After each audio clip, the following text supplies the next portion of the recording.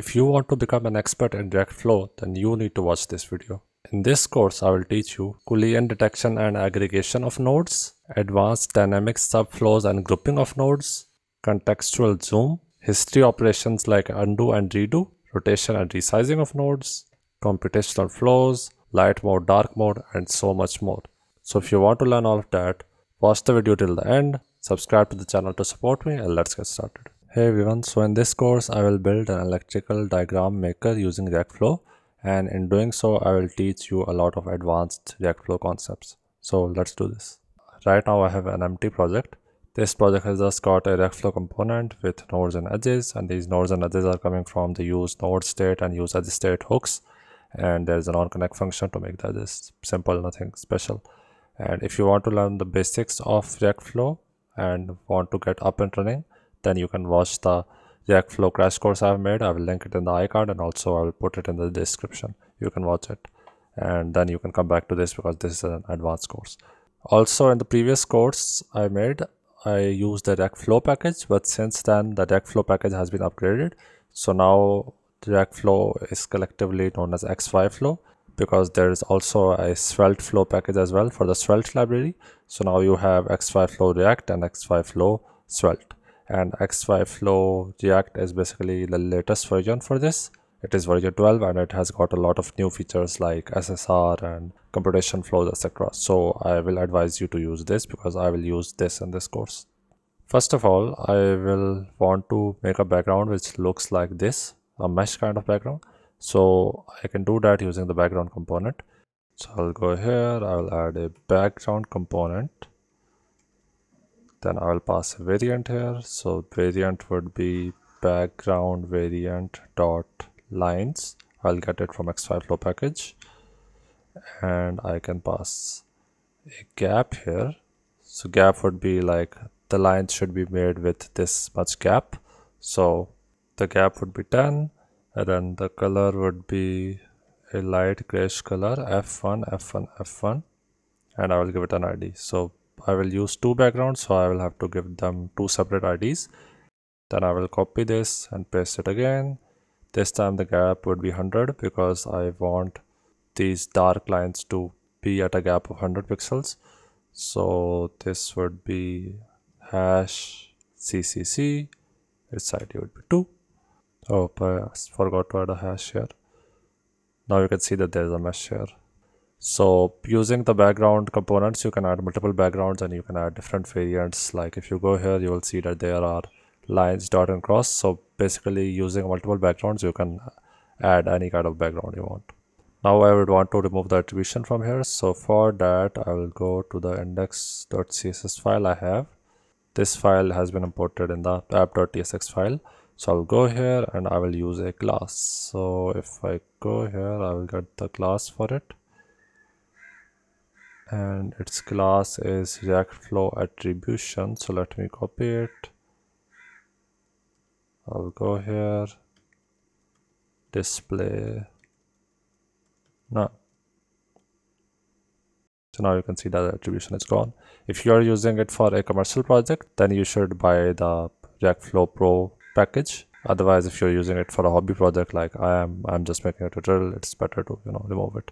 Now another thing, in the app.tsx file, I have wrapped everything with the React Flow Provider component. So just like for TAG Stack Query or Chakra UI or any other library, I will use a React Flow Provider. So that would basically give me access to all the global state, etc. that React Flow has to provide. So I will be able to get the nodes and edges, etc. everywhere in any child component of the React Flow component without the need to prop drill. So that's why I will use this. Cool. So let's get started with actually making the custom nodes. So first of all, I'll make an electrical component node. So I'll go here. I'll make a components folder. So new folder, components. Here I'll go and say electrical component.tsx. Great. Let me make the component. Now what I would want is I would want to make a one component for all these basic linear electrical components. So for resistors, inductors and capacitors, these three components, I would want that there is one single React component or node type, because they work similarly. The value for them is present in the bottom left corner. The handles for these components are present at right and left direction, and all the other stuff which I will add later on is also similar. I'll just have one component for them, and I will have a type property in the data object of these nodes, which would basically like tell me which icon I need to render. So if the type is register, I will basically render this icon, otherwise this icon, otherwise this icon. So all of these are basically icons, as you can see here, the battery and the bulb, and I have got these icons from the internet. So I got the SVG from various places, and I basically made a React component and returned the SVG, and there is a height prop for every icon, and the height prop goes here to the top SVG tag, and there is a color prop as well which I will use. And right now the default value is black, but when I will implement the light mode and dark mode, then basically I will change it to white if the dark mode is enabled, etc. So these are just normal SVG icons, nothing special. So I will go here in electrical component. First of all, I have to define the prop type. So for that I will go to types file, and here I will define a type for the data. So I'll say export type electrical component data is equal to, so for now there will be only two properties. One would be value, it would be number, and then one would be type, and it would be of the type electrical component type. So it can be resistor, capacitor, or inductor, and based on that I will render the particular component. Great. So I'll take this here and I will define the type. So here I'll say type electrical component node is equal to node. I'll get the type from XY Flow React. Here I will add electrical component data which I just made, and then here I'll pass a string literal. So I have literally no idea what this is for, but yeah, whatever. Here I'll use node props type, so I'll say node props, and I'll pass the electrical component node type I've made. So now I'll extract the props, so I'll say data value type.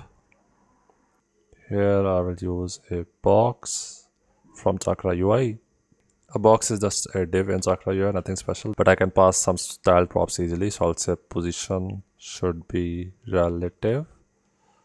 Now here I will render the corresponding icons based on the type. So I'll say type is equal to electrical component type dot resistor and resistor. I'll get the icon from the icons folder, and here I'll just pass a height. So height should be 24. Similarly, let me copy this. So for capacitor, I'll render the capacitor icon. For inductor, I will render the inductor icon. Great. Then I'll use the text component from Chakra UI to render the value. So here I'll say font size should be XX small, and its position should be absolute. Here I'll show the value. Now every particular electrical component has a different unit, and I have already defined a function for that. So based on the type, I will get the particular unit for that electrical component. So the function for that is in this file, and that is get unit. So based on the type of the electrical component, I have a different unit which I'll return. So here I'll just say const unit is equal to get unit, and I will pass in the type as electrical component type. Great. Here I will pass in the unit. Now let me also add the handles, which is also the most important point. So I'll add a handle, and its type would be source, position would be position dot right, ID would be right. That's it. Let me copy it again. Here it would be left, this would be left as well. Now you can see that the type for this handle is source, and the type for this handle is source as well. Now for this particular example, I don't really want that nodes have handles with a specific type. So one handle has a type of target, one handle has a type of source, etc.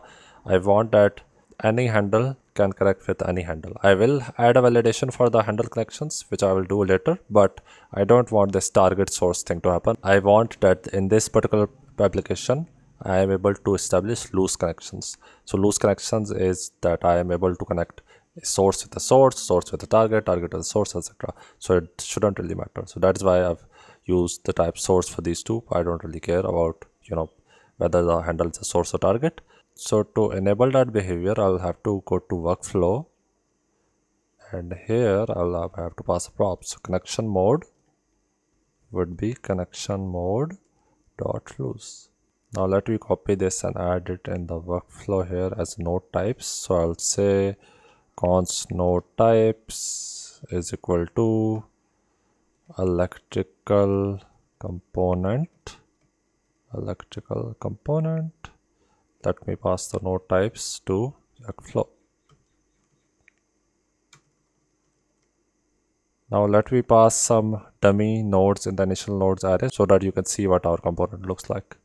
So basically I've added some data for the initial nodes array. You can see that I pass an ID, a dummy position, the type is electrical component because that is the type for this particular node, electrical component. And then I pass in the data where I've passed the type of the component I want to render and then the value, which right now is 3. So now if I go here, you can see that these components have been rendered here, which is great. So you can see the handles, you can see the value for these particular electrical components, and also the particular icons. I can also make the edges and stuff. Great. Now I will want to make a custom edge component.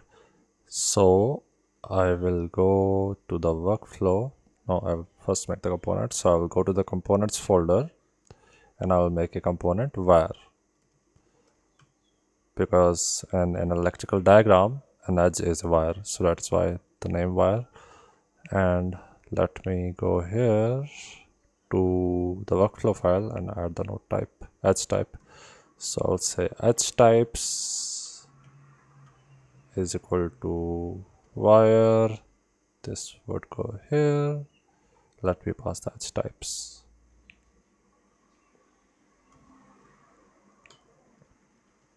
Cool. Now basically there are different type of custom edges you can make. So you can make a Bezier edge, which would be curved, and that is the default edge. So this is a Bezier edge. Then you can make a straight edge, then you can make a step edge or a smooth step edge. Now based on this diagram, if you are familiar with electrical diagrams, they have a step edge. So an edge like this where there is a step, they are not like a Bezier curve. So what I would like to do is I would like to make a step curve. So for that I will use the step curve function. So here I'll say edge props.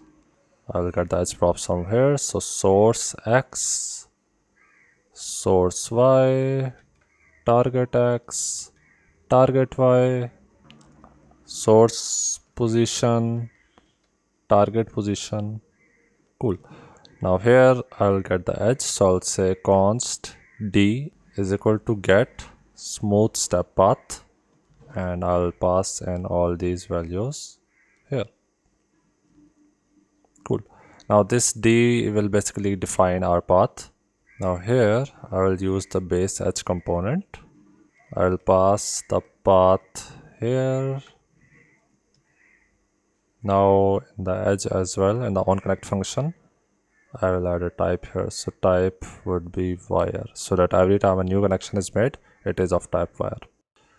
So if I go here now and I make an edge, you'll see that it is a step edge. Cool. Now the default edge looks very boring, so we can spice it up a bit. So first of all, I can give it a color. So here I can use the style attribute and I can pass a stroke. So let's say I will say that it should be yellow. So now the edge is yellow. It looks way cooler than the previous edge. But we can also spice it up a bit. I can also pass a gradient in this edge, which is cool. So I can't pass a gradient directly here in the stroke property. I will have to define a linear gradient here inside an SVG tag inside the Rectflow component and then give it an ID, and then basically I can pass an ID here. So let's do that. So here inside the Rectflow component, I will use the SVG tag, then I'll use a defs tag, and here I'll use a linear gradient tag. I'll get an ID which I will basically use there. So I'll say wire, and here I'll use two tags. So stop offset 0%. So basically the linear gradient would start from here and the stop color would be ECFF02. So this would be the first color of the gradient, and then I will add another color. This would be 100%. So the last color would be F69900. So basically the linear gradient would start from here and it would end here. Cool. So here instead of this color yellow, I'll say URL, then I'll pass the ID wire. Now you can see that the edge has a gradient and it looks way cooler. So it starts from orange and ends at yellow. Now in this diagram you can also see that there is an arrow at the end as well, and this is a thing which normally people want to do. They want to have a marker at the end or start. So you can also do that. It's pretty easy to do. So for that I will go to the onConnect function, and basically within the edge object I will add some properties. So I will say marker end, and then I'll pass some options here. So I'll say type should be marker type dot arrow closed. So there are two types, arrow or arrow closed. Whatever type you want to use, you can use it. Its width would be 20, height would be 20, and it would have a yellowish color. That would be FFC300. I have to also get the marker from here. So marker end, and then I'll have to pass in the base edge component as a prop. Now if I make an edge, you can see an arrow at the end of the edge. Great.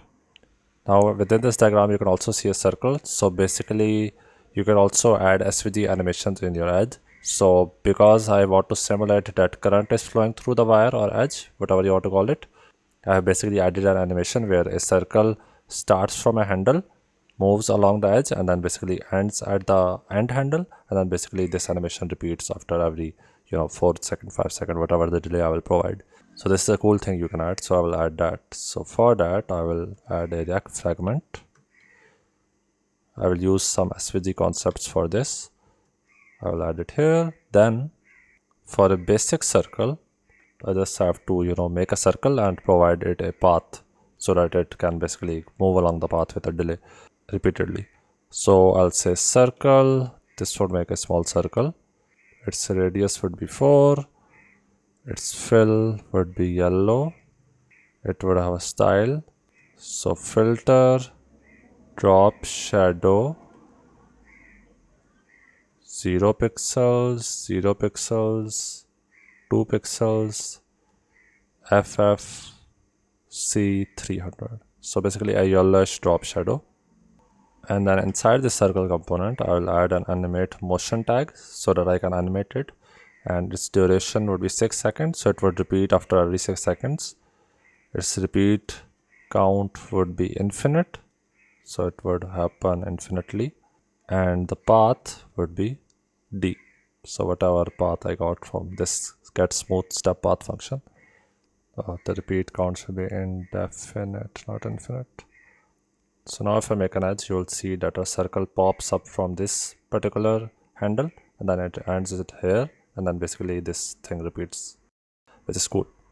Now you can see that in this particular circle there is a drop shadow here, which is cool, but I also want that there is a glowing effect in this circle. So what I will do is I will take another circle, and that circle would have a radius which would be smaller than this, and I would animate its radius and opacity such that every 6 seconds or so the radius of the circle grows from 2 to 6. Right now the radius of the circle is 4, and then the opacity of that particular circle grows from 1 to 0. So you will see that there would be a slight glowing effect added in this particular circle, which would be very cool. So let me add that. So I will copy this, I will add this here. So this circle would have a fill which would be transparent. I only want the stroke. The stroke would be yellow. The stroke width would be 2. I'll remove the radius and style from here because I will animate the radius. The animate motion thing will remain the same because I want it to follow the circle as well, but I will add some more tags here. So I'll add the animate tag here. And what do I want to animate? I want to animate the radius. Values would be, I want the value to change from 2 to 6 for 2-second duration, and the repeat count would be same, indefinite. I'll copy and do the same thing but for opacity. So opacity will go from 1 to 0 every 2 seconds. Yeah, cool. Now you can see that there is a glowing effect because after every 2 seconds a circle grows from 2 seconds to 6 seconds and opacity grows from 1 to 0. So you can see that the circle is kind of glowing. So that is a really cool effect. So using SVGs, you can do anything to your paths. You can make them look very cool. Now I would like to add a custom handle. So for that, I'll make another component. I will call this component terminal.tsx. So basically, in electrical terminology, the place in any electrical component where you attach the wire is known as a terminal. So that is why I've named it terminal, just like wire. You can name it whatever you want. So here I would just return the handle component from XY flow. I will get the props here. So props, handle props, and I will just spread the props here. Great. Here I'll pass some styles so that the handles look good. Right now they're very small. So here I would say width should be 8, height should be 8, background should be white, border should be 1 pixel solid black. Great. Now I will replace this terminal in the electrical component. So I'll go here and then I'll import the terminal. Great. So now you can see that the handle has been added. This is way better than the previous handle. Also it's big. Also I didn't just make this custom handle component for that. I'll also add some other logic for related to validation, etc. You'll see in a minute. Now I'll add a custom connection line component. So right now you can see that this is the connection line component I have, but I want to use a custom component for it because I will add some further logic to it as well and also customize it a bit.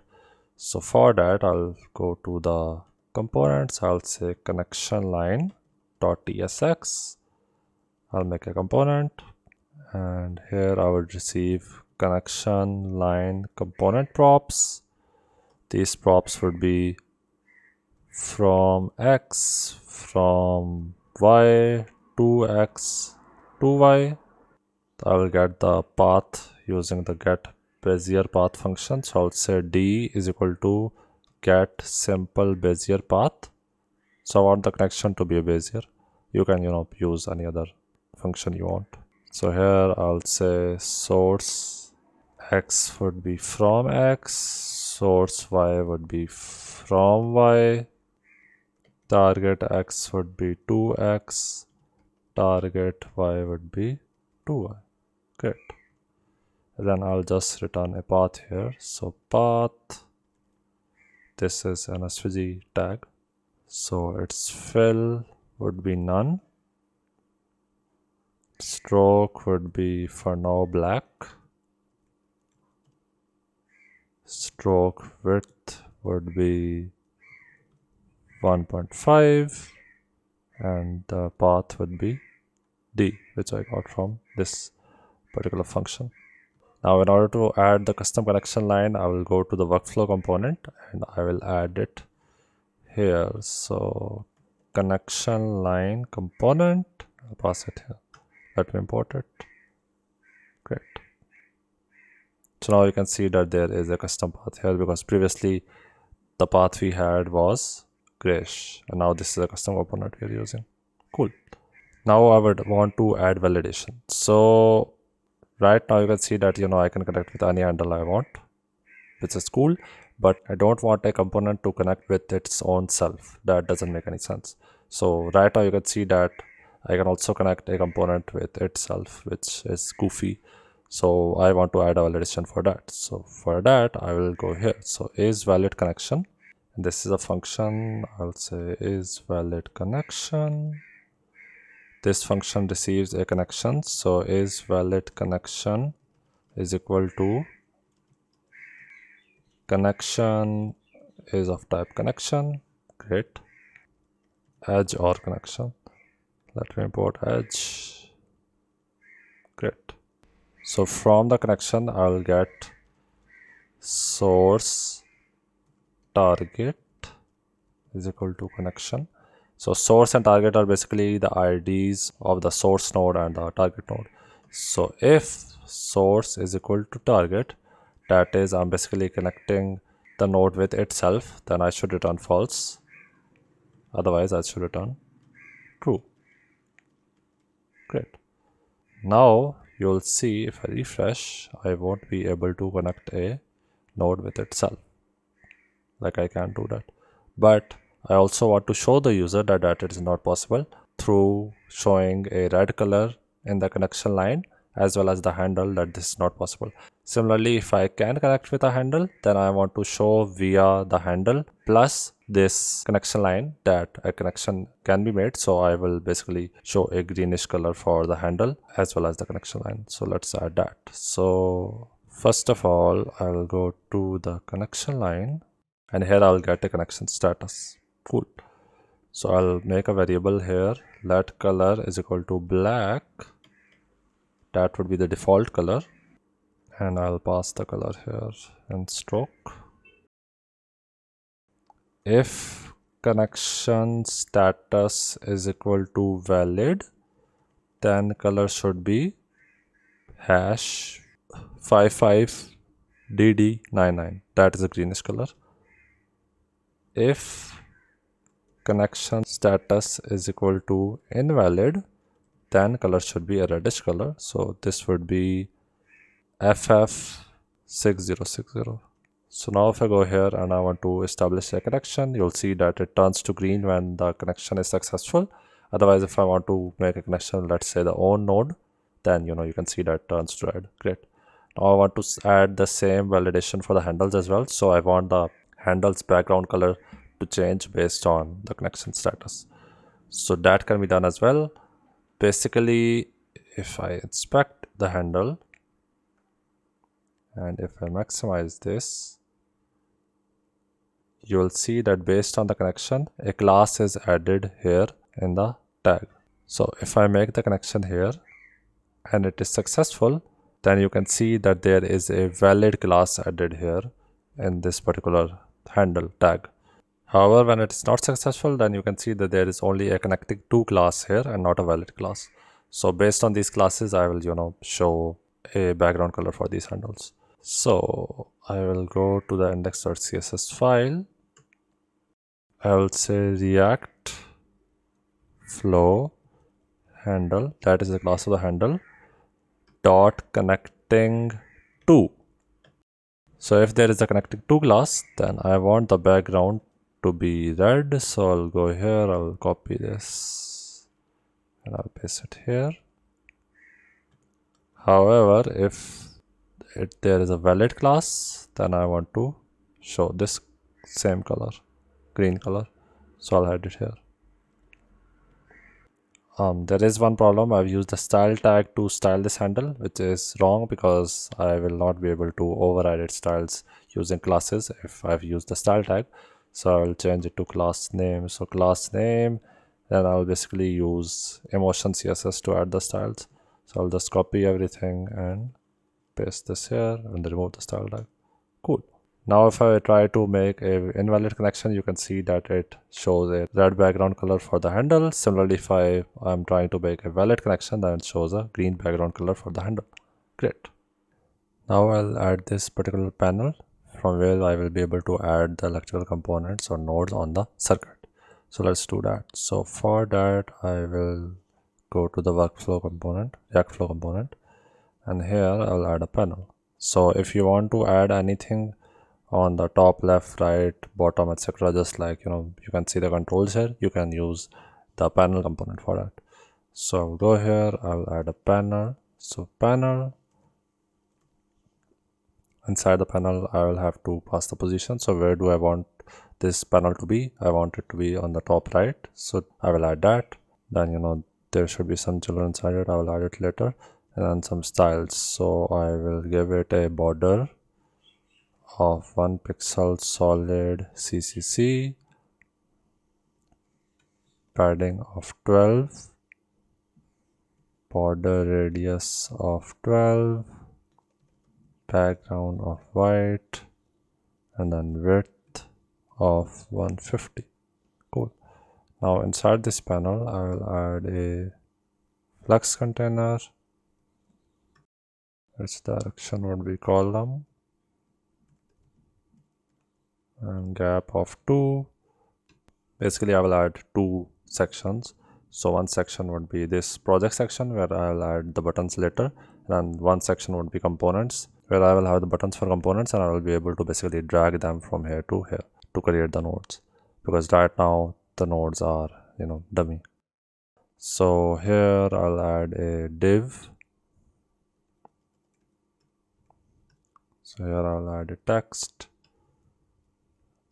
Font size should be X small, and it would be components. And then another flex container here. It would have margin top of 1 and a gap of 1, and it would have flex wrap value of wrap, so that the buttons wrap on the next line when there is no extra space.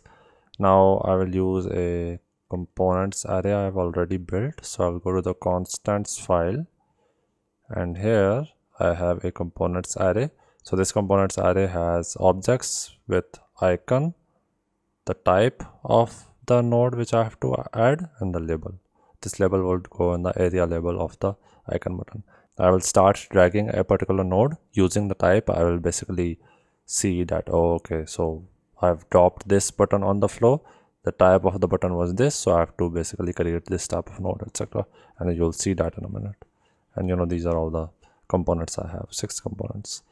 So here I will use the components array. So I'll import components dot map component, and then I'll return an icon button from Chakra UI.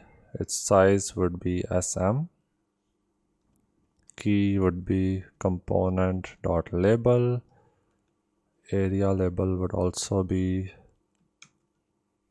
component dot label. Then the icon would be component dot icon, and these will be draggable. Cool. So now if I go here, you can see the components label, you can see this panel, and you can see these buttons as well, which I can drag. But right now nothing would happen when I would drag them. So for that particular purpose, I will add a onDragStart method here. So basically when I will start dragging, I will set the type of the component, because I have a component type as well, to a ref, and when I will drop it based on the ref value, I will place on the circuit. So for that I will add a method. So onDragStart, this would be onDragStart. I would pass in the event here, whatever event is, and then component dot type. So now I have to make this method. So I'll copy this, I'll come here, event type. The type would be electrical component type. The type of event would be react.drag event HTML button element, because those are buttons. Cool. So within this function, first of all let me make the ref actually. So ref would be drag outside ref is equal to use ref null. So I'll say drag outside ref dot current is equal to type. Let me set its type. So its type would be electrical component type. or null. So here I'll say event dot data transfer dot effect allowed is equal to move. Similarly, I will add another function, but now I will add this function in the RecFlow component. So in the RecFlow component, I will add on drag over. So on drag start was basically a function I pass in the icon button, through which I will know which particular button am I moving, which type of button am I moving, and then here I will add an on drag over method, which is a RecFlow method. So on drag over. I'll copy this. On drag over, its type would be React.drag event handler HTML div element, and it would only have the type. Let me remove this, and I would just prevent the default event. So I'll say event.prevent default, and here instead of effect allowed I will give a drop effect. Cool. So now I will add another function, and that would be on drop, and that is also a RecFlow function. So on drop is equal to on drop. So whenever we would drop some draggable thing on the RecFlow, then this method would be called. So const on drop is equal to event. Cool. And step would be the same. So I'll copy this and paste it here. Cool. So first of all, I will do the same thing, event.prevent default. I don't want to trigger any other default behavior. I want to implement my own logic.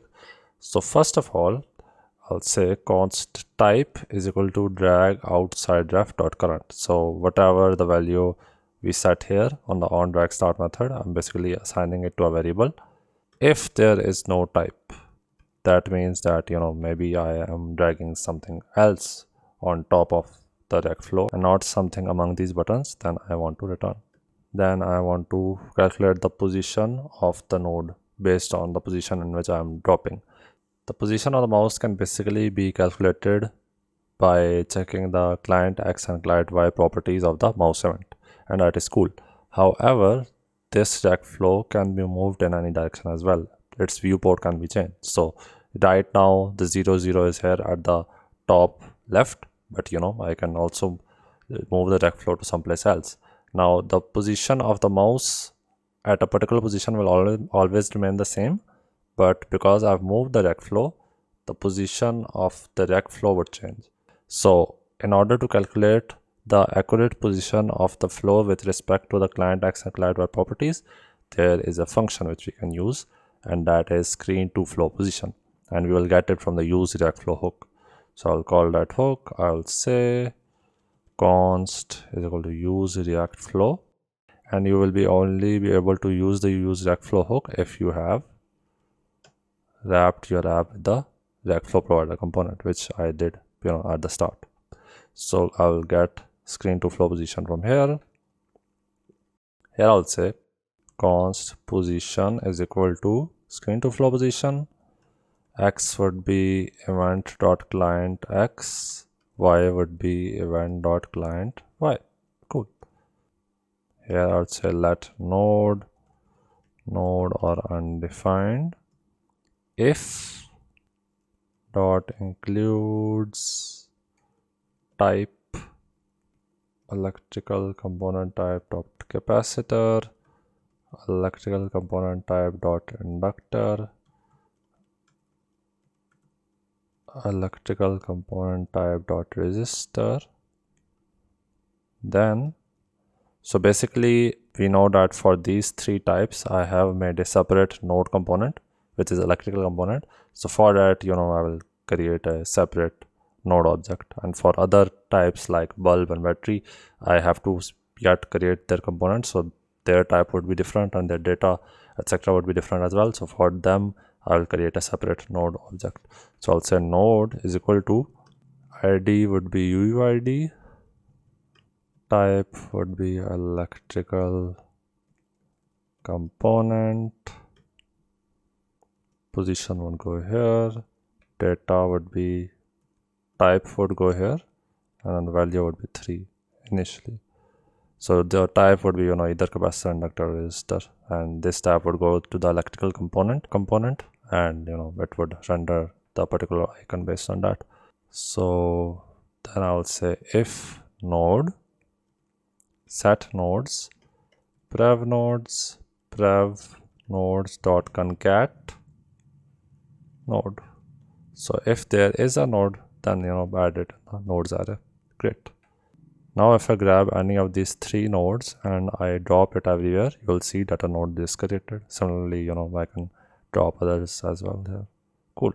But if I drop these, like nothing would happen, because right now I haven't added the switch case for them. I haven't created the custom node for them as well.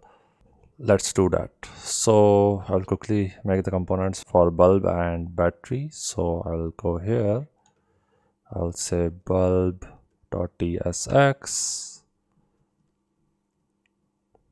Let me copy the electrical component. It would be kind of similar. So I'll copy this. I would paste it here. I will rename it to bulb. This would become bulb node. This would go here.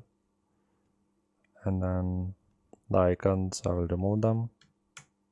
I will add the bulb icon here. So bulb icon. So let me import the bulb icon. So that would come from here. So bulb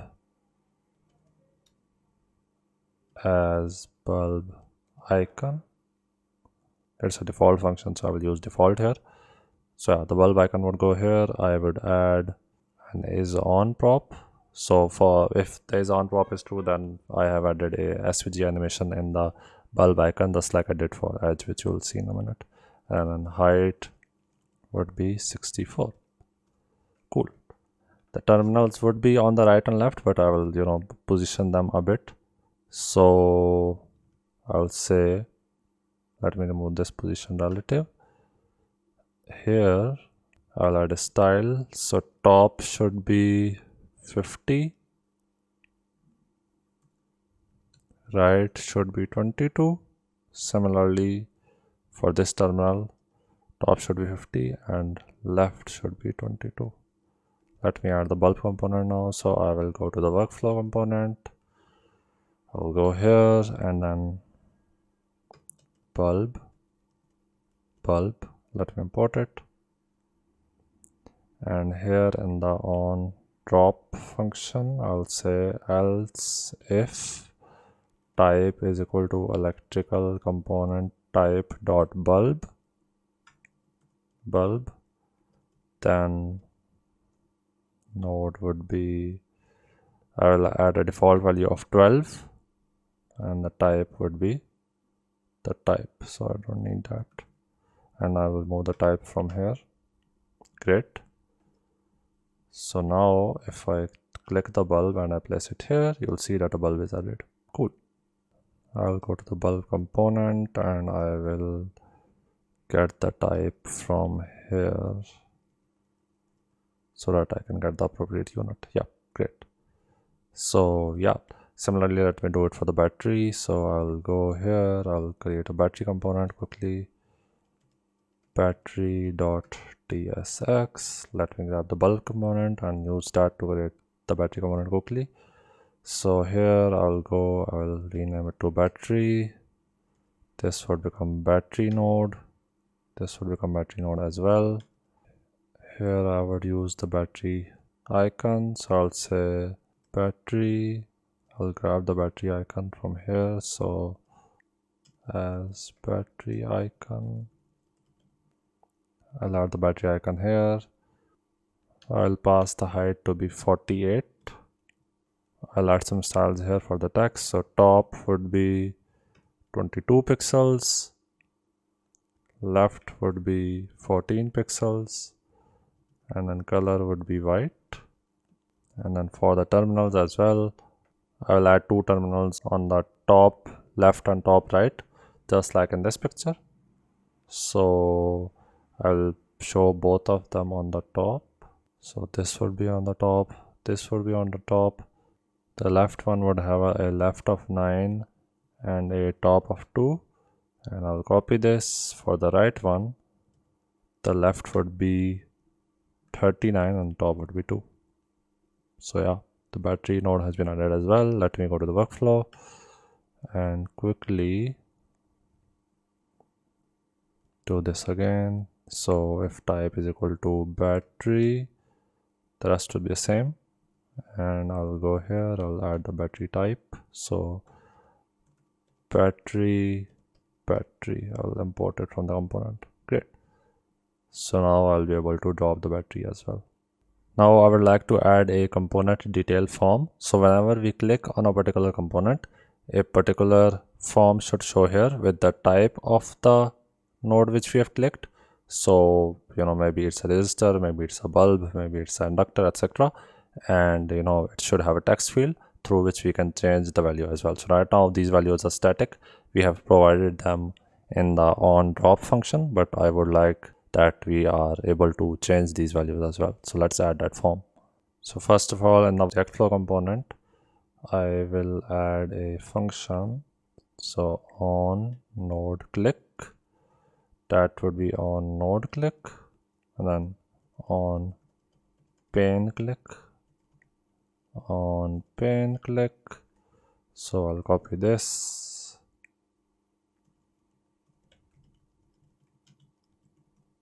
let me copy this again. Whenever we would click on any node, then on node click would be called, and whenever we would click on the background that is not any node, something else, then on pane click would be called. So basically when I would click on a node, I would set a state with the selected node, and when I would click on the pane, then I would basically reinitialize that state and I would set it to undefined. So here I'll say const selected node set selected node is equal to use state. Its type would be node or undefined. Initially it would be undefined. Here I would get an event and the current node. So the event would be react.mouse event element, and the node would be node. So here I'll say set selected node to be node, simple, and here I would just say select selected node should be undefined, and then based on the selected node I'll display a form. So here I'll say if selected node is present, then I'll basically absolutely position a form. Flex position should be absolute. Top would be 0, left would be 0, height should be 100%, and then width should be 200 pixels. Align atoms would be center, background should be transparent, and margin left should be 12 pixels. Here I'll change it to 150 pixels. So basically this is a flex container. Its height would be 100% and it would be shown on the left, and basically I will add a child here which would be vertically centered in this flex container due to the line item center. So here I would add a box. Its background would be white. Border would be 1 pixel solid CCC. Border radius would be 12 pixels. Height would be 150 pixels. Width would be 100%. Padding of 12 pixels. Margin bottom of 50 pixels. Position should be relative and a z index of 1000, because I want it to be on top of any node that is in the flow. I don't want the nodes to show above this form, so that's why I've given it a position relative and z index of 1000. And here I'll show the form which I have to make. So I will go here. Right now let me just show the selected node ID so that you can see what is created. So if I click on a node now, you will see that there is a box which is shown and a ID. So these are the IDs which I gave to the dummy nodes. If I create a node, then I click on it, you can see the ID. Cool. So now I'll create the form. So I'll go to the components folder and I'll create the form. I'll say component detail.tsx RFC. This will have a node as a prop, and a node would be of type node electrical component data. Here I will return a box from Chakra UI, and this box will have a heading component. Its font size would be XS, and the heading would be node type to uppercase. So for the resistor, inductor and capacitor components, the type or the name of the node is in the data object, and then there is a type property inside it. And for all the other nodes, it's just the type property. So I'll just say const node type is equal to node data type or node type. Cool. And here I'll basically add the form. So I'll say if node data value, that is if there is a value property in the data object of the node, then show the text field, because I will also add another component as a node here, which would be the board component, which I will use as a group, and that is just a group. It wouldn't have a value property in the data object. So I won't want to show the input for that particular case. So I'll just say here input, the value would be value. Let me add the state first. So I'll say const value set value is equal to use state node data value or 0. Cool. So on the on change, I'll get E. So I'll say const new value is equal to e dot target dot value. So if there is a value, then I would parse it into a number,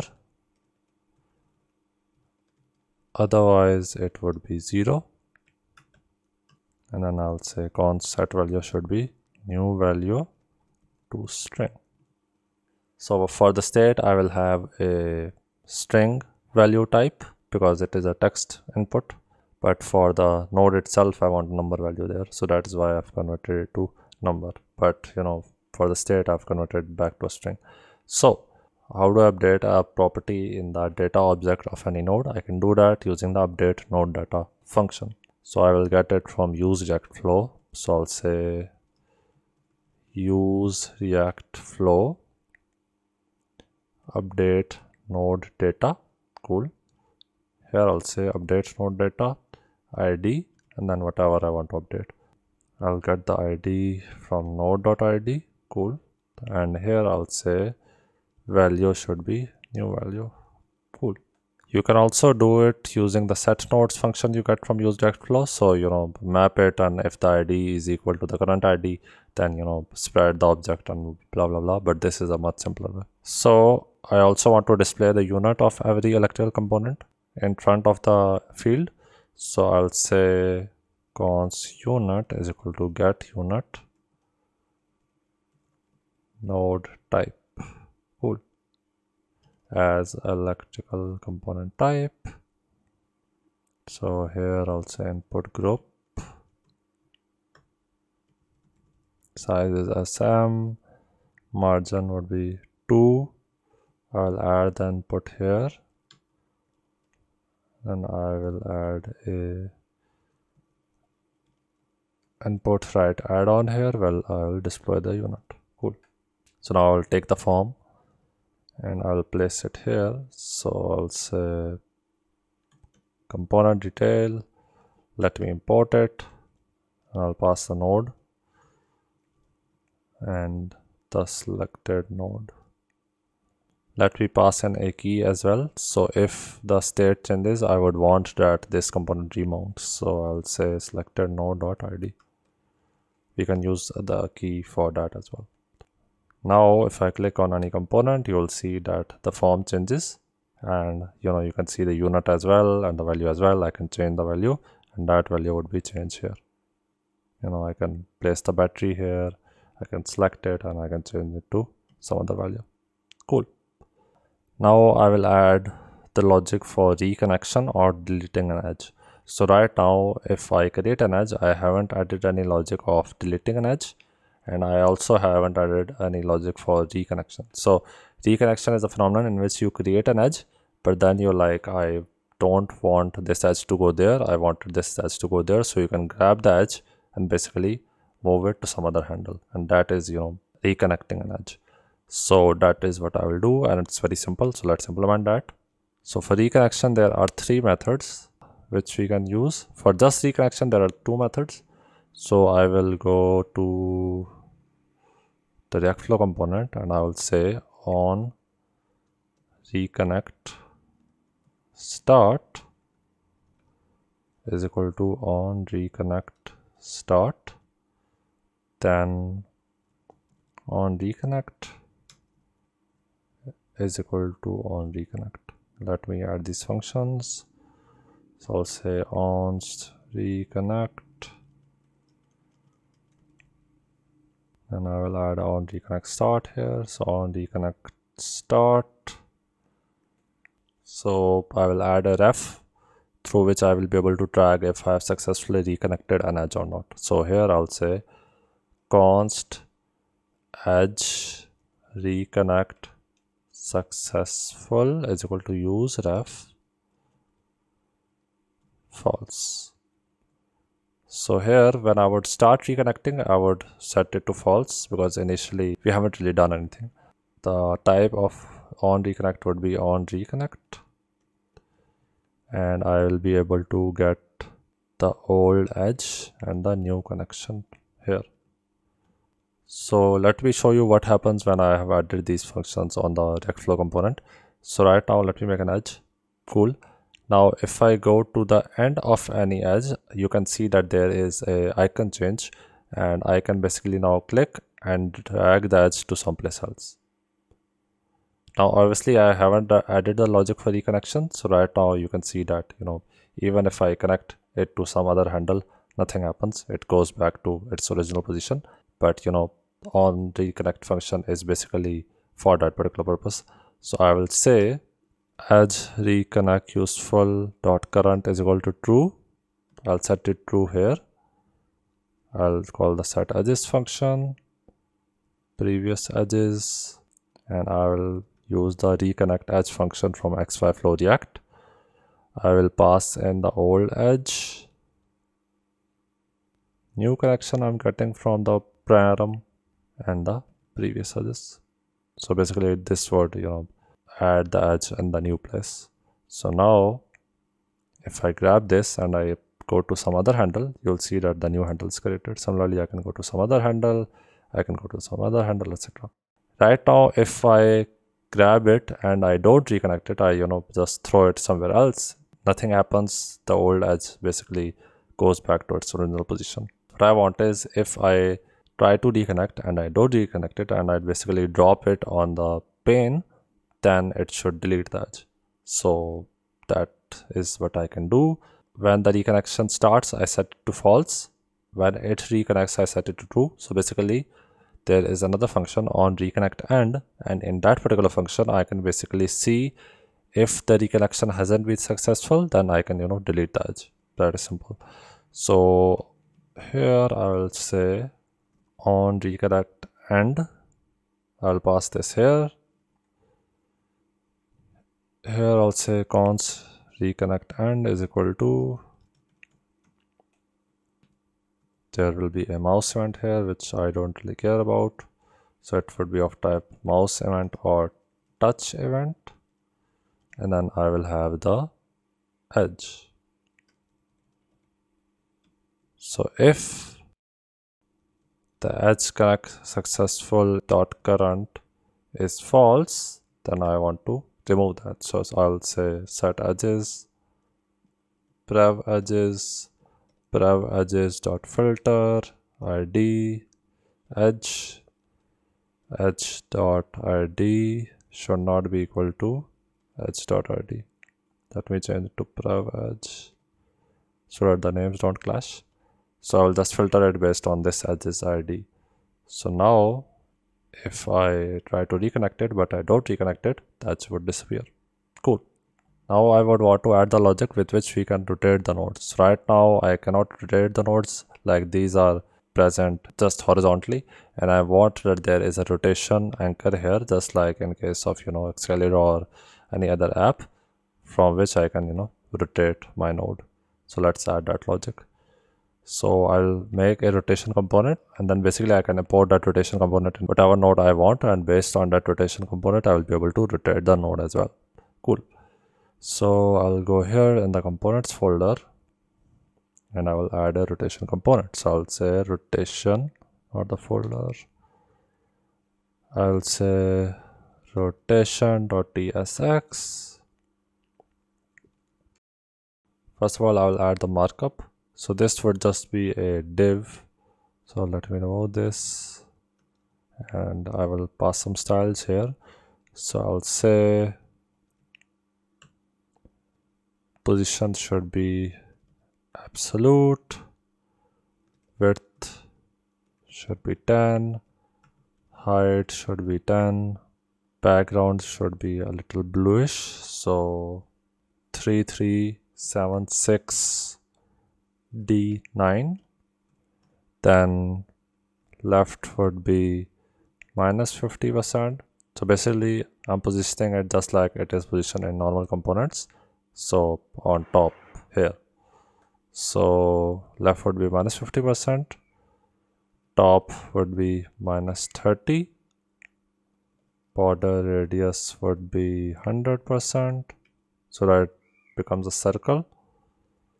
Then transform would be translate minus 50%, 120%, cursor would be pointer. So let me grab this and let me paste it in the electrical component. So this would go here.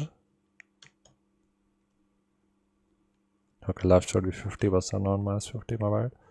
So now you can see that this rotator is on top of the electrical component. Great. Now I'll add the logic for rotation through this particular circle. So also the position is relative, that's why it is absolutely position. So you have to add that in the component where you want to use this rotation component. Let me also add one other logic. So it should only be shown when a node is selected, because that is the usual behavior in every application where rotation is present. So I'll say selected would be boolean. If not selected, then return null.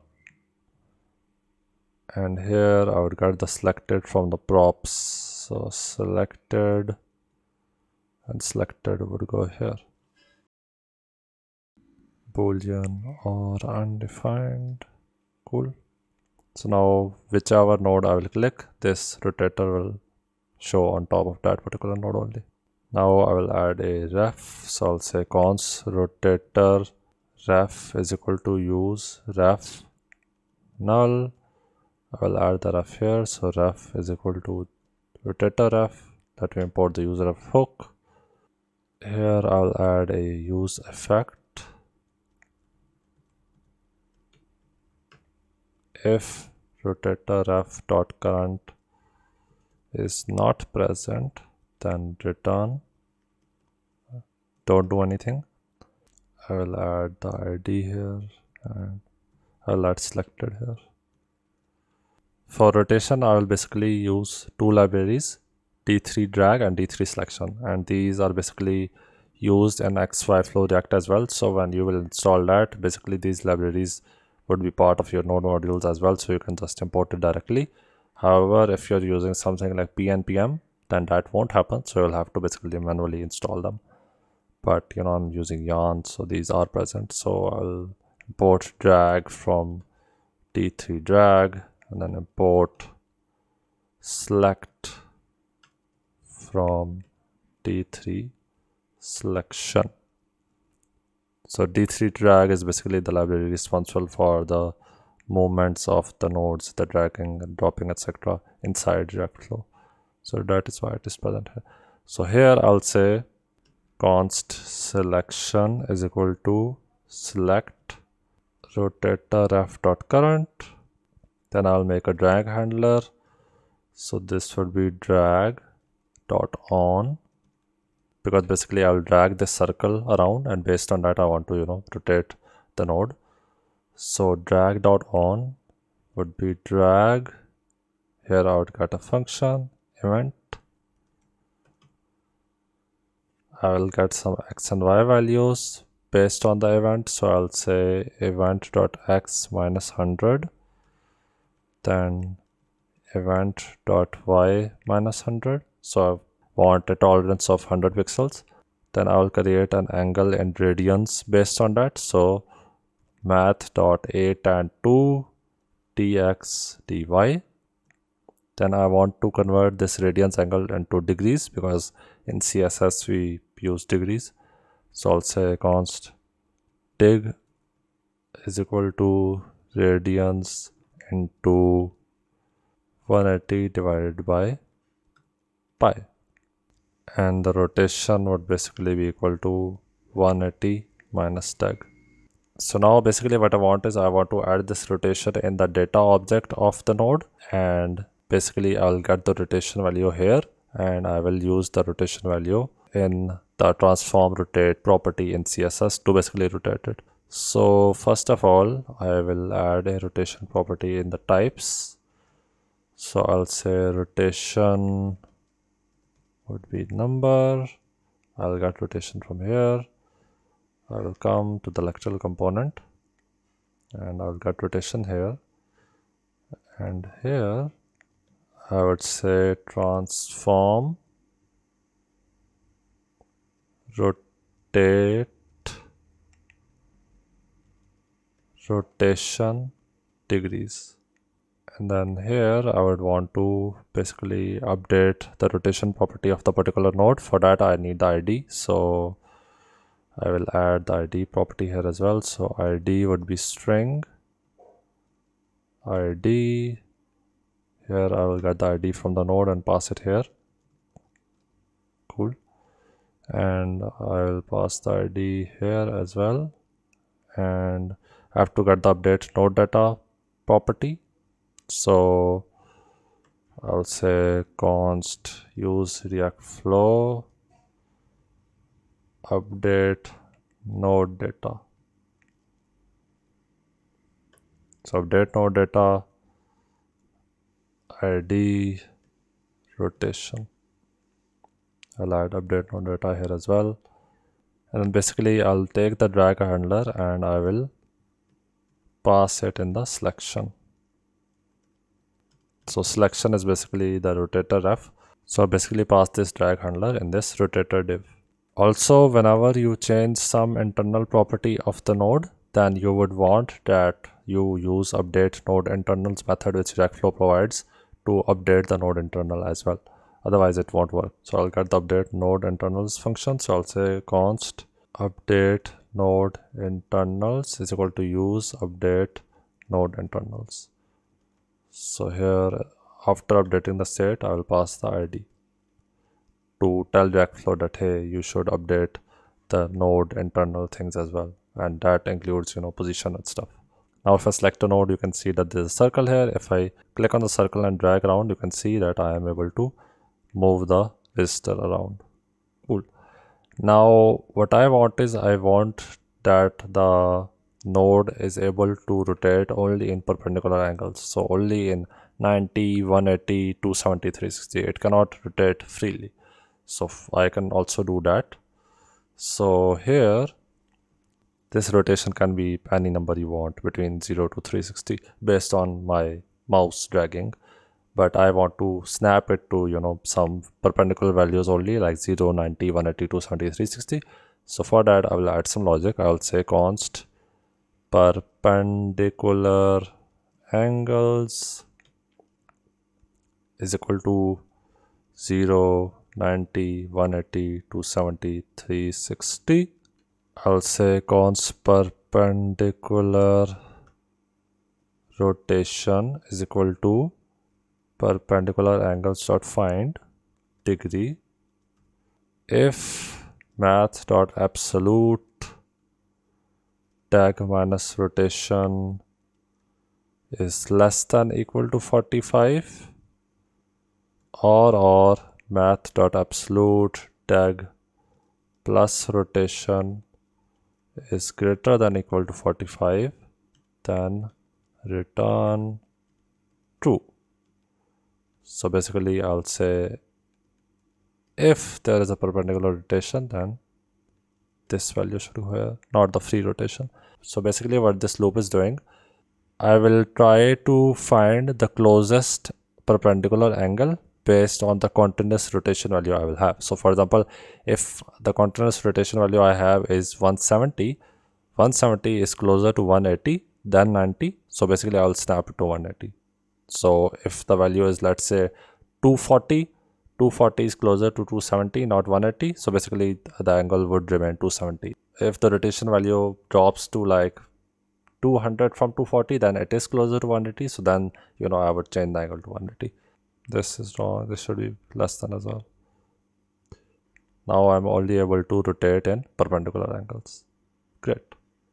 Okay, now I would like to talk about collision detection. So what I want is, if I have, let's say, two resistors and these two resistors have the values 3 and 3, what I want is, if I drag a particular resistor and I drop it on another resistor that is a node of the same type, then basically only one resistor should remain, and that resistor should have a value equal to the sum of the values of the dropped resistor and the resistor which was present before.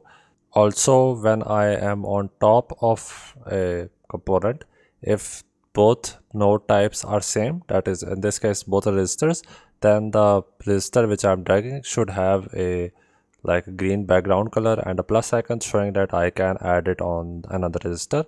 But if I, let's say, drag it on top of this component, and that component is obviously of different type, its unit is different as well, then this dragged node should have an indication that I cannot drop it on the node beneath it. And that indication can be a cross icon or a red background, whatever.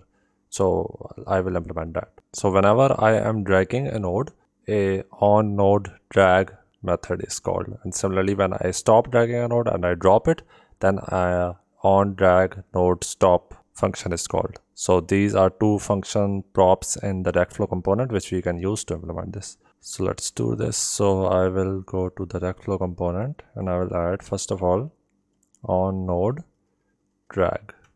So on node drag would go here, then I'll copy this. Here I'll make this function. So const on node drag is equal to, I will get an event and a node which I'm dragging, and the function would be of type on node drag. Cool. First of all, I want to know if I am on top of another node, that is, I want to know the intersecting node. So for example, right now there is no intersecting node because I am dragging on top of no node. But if I am dragging on top of this node, then I should know that I am on top of this node. So that can be done using the get intersecting nodes function, which I will get from the use Reactflow hook. So I will go to the use Reactflow hook and I will get intersecting nodes from here. Cool. So basically in get intersecting nodes function, I will pass the node which I am dragging, and basically that would give me all the nodes which are underneath. So I'll say const overlapping node is equal to get intersecting nodes. I'll pass the node, and I, for this particular tutorial, only want to get one node which is intersecting. Maybe there are multiple nodes which are intersecting, but I only want to get one. Now while I'm dragging the node, I want to show that a particular indication if I am on top of a node which is of similar type or not. So for that I will update the node state. So I'll say set nodes, prev nodes dot map node if node.id is equal to, let me change this name to drag node so that I can differentiate. So if node.id is equal to drag node.id, then I want to return something else, otherwise I want to return the node. So here I would basically return node, but I will also return a state, and that state either would be that I can add that node or I can't add that node. So first of all, let me go to the types file and add a type. So here in the data object, I will add another attribute state, and its type would be an enum, which I will define here. So I'll say export enum electrical component state. It would be add or not add. So I will place the type here. Cool. So here I would say data, I would spread the data. So here I will add a state property, and I will check that if there is a overlapping node and the overlapping node is of type, capacitor, resistor, or inductor, that is, it is an electrical component. I only want to add this addition feature in these three component types, not in any other component type.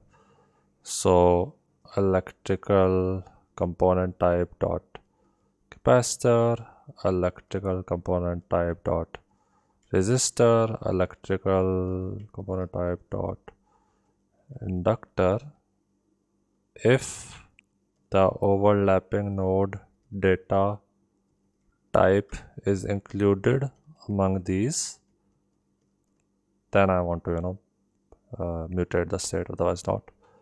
If it is, then and the intersecting node type is the same as the drag node type, so overlapping node data type is equal to drag node data type, then the state should be electrical component state dot add, otherwise it should be electrical component state dot not add, and here I would add undefined. So basically what I'm saying is, if the overlapping node is of type this, then basically do this, otherwise just state should be undefined. I'm not passing the state. If it is among these types, and if the type of the dragged node is the same as the type of the overlapping node, then the state should be add, that is, I can add it, otherwise it should be not add. So basically these states would be used for displaying a visual feedback to the user. So I will go to the electrical component, and here I would get the state. So state, here I would make two variables, is addition valid if state is equal to electrical component state dot add, then it is valid, and basically this would be invalid. So if it's equal to not add, then that would be invalid. Here in the style tag, I would say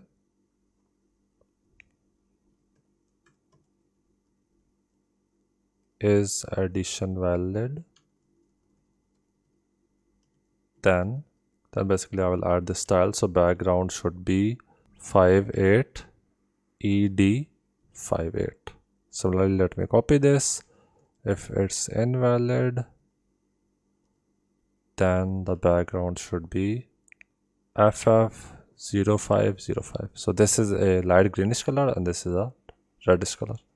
Similarly, I also want to display some icons. If addition is valid, then basically I will want to show a plus icon. So I'll say is addition valid and plus. So basically I'm using exact bootstrap icons for the icons. You can use any library you want. Style would be position absolute, top would be -17, right would be 2. Same case with invalid case. So invalid, Here I would use the X icon, which is a cross icon. So yeah, the same thing. Now if I basically take a node and put it on top of the node with the same type, you can see that there is a plus icon here, and also there is a visual feedback, a green color. That means that I can add it. Similarly, if I hover it over some node which is not of the same type, then I get a reddish color and a cross icon here, which means that I cannot add it on that particular node. Great. Now that visual feedback thing is done, but I want to now add the logic where I should add the values of the two nodes together and delete the node which I'm dragging. So for that I will add the on node drag stop function. So make another function stop. This would be stop. Let me make that function. So const on node drag stop. Its type would be on node drag again. I will get an event. I will get a drag node. So here I will add a ref. That would be const overlapping node ref is equal to use ref. Type would be node null, and basically I would set this ref to this, because I'm already calculating the overlapping node in this function. So I will just assign it to this ref, and then I'll basically use this ref here. So I'll copy this same thing. I will go here and I would say if overlapping node ref dot current data type is included in this, and drag node data type is equal to this. Let me remove it from here, outside the includes. If the overlapping node is of type capacitor, resistor or inductor, and the drag node type is the same as the overlapping node type, then I will say set nodes prev nodes dot map node if node dot id is equal to overlapping node ref dot current dot id, then I will return a modified version of the node. Otherwise I will just return the node. Here I would spread the node data, and I would basically add the value of those two. So I would say drag node data value as number plus node data value as number. So basically I will add the value of the node, which is the overlapping node, and the drag node, which I'm dragging right now, to the overlapping node. And then basically I'll have to remove the node which I was dragging as well, because now I've added the two. So I'll just filter it. So filter node.id shouldn't be equal to drag node.id. Cool.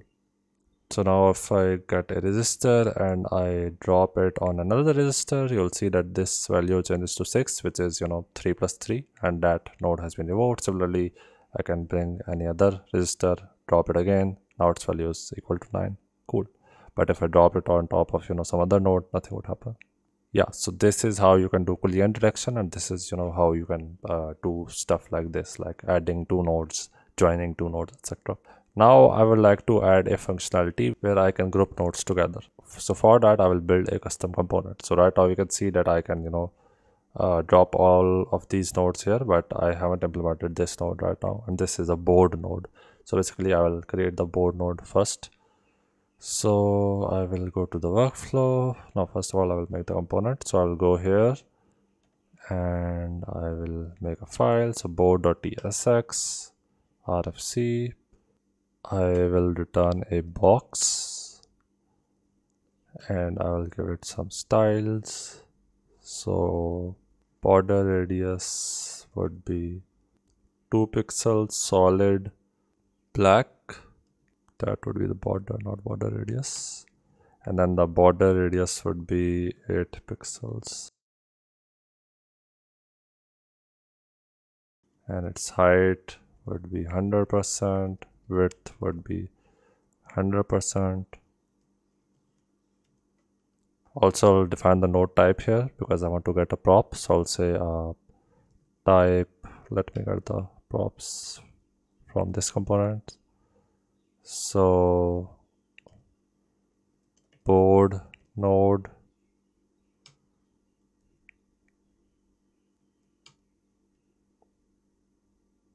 and it would be node props, board node. From here I will get selected. So if the node is selected, I would like to pass another style here. So I'll say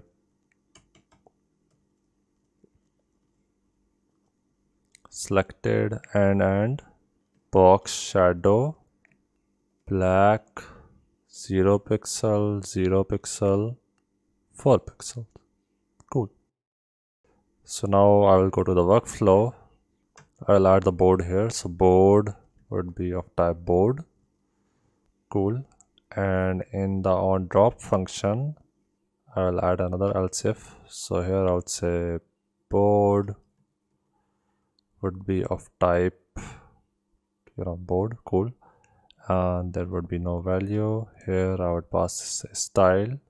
So height should be 200, width should be 200. Cool. So now if I go here and I drop the board, you will see that the board component is added.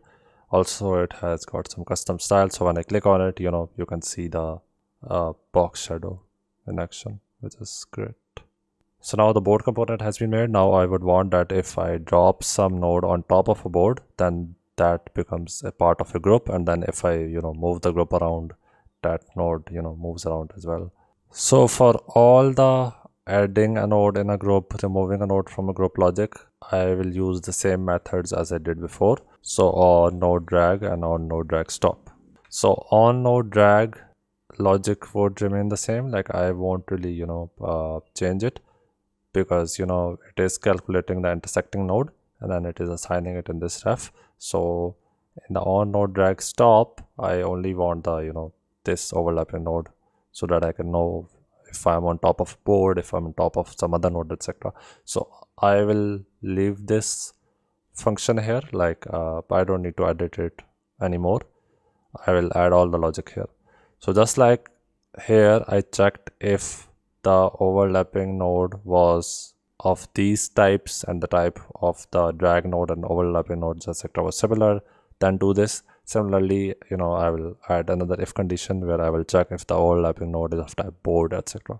So let's do that. So here I would say if overlapping node current type is equal to electrical component type dot board, then I'll say set nodes prev nodes dot map node if node dot id is equal to drag node id, then I want to return a modified version of the node, otherwise node.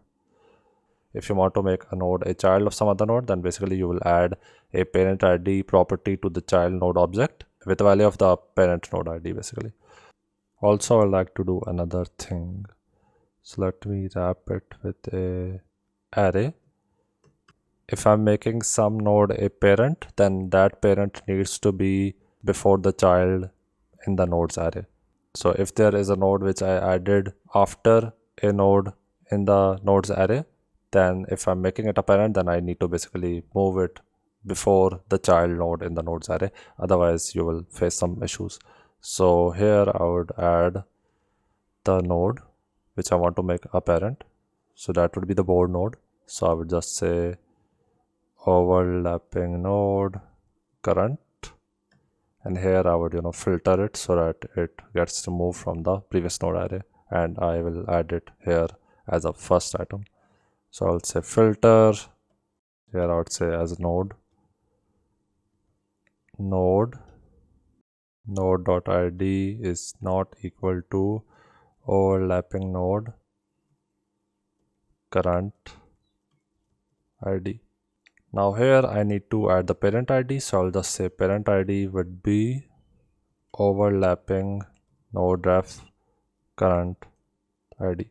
So now if I take a register, let's say, and I put it in this board node, then you can see that it becomes part of a group. However, you saw something weird when I dropped it on this node.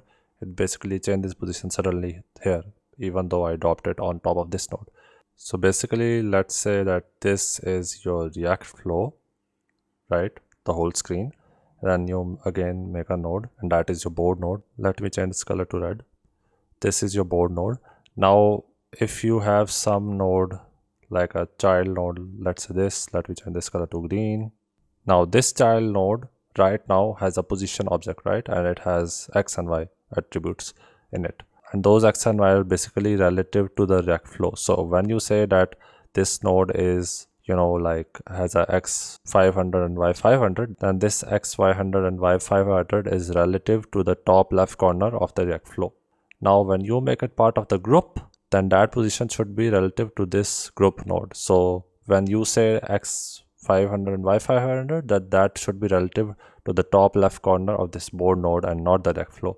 So basically, when you make this node part of a board node, you need to adjust your position such that now it is relative to the top left corner of the board node or the group node and not the top left corner of the React flow. So in order to do that, you will just subtract the x and y coordinates of the group node from the x and y coordinates of the drag node. So I'll come here and I will say const xy is equal to overlapped node current position or so I've gotten the x and y here of the overlap node. Then I will get the x and y of the drag node. So I'll say drag x, drag y is equal to drag node position or empty object. So the position would be new position, x would be drag x minus x, y would be drag y minus y. Oh, I have to get some default values so that if there is no position, then x and y should be 0 by default, so optional values. So now I've got the position which I want. Now I only want to pass the position if that child node hasn't got a parent node already. So otherwise I don't need to, you know, pass this position. The normal position is okay. So I'll copy this and I'll say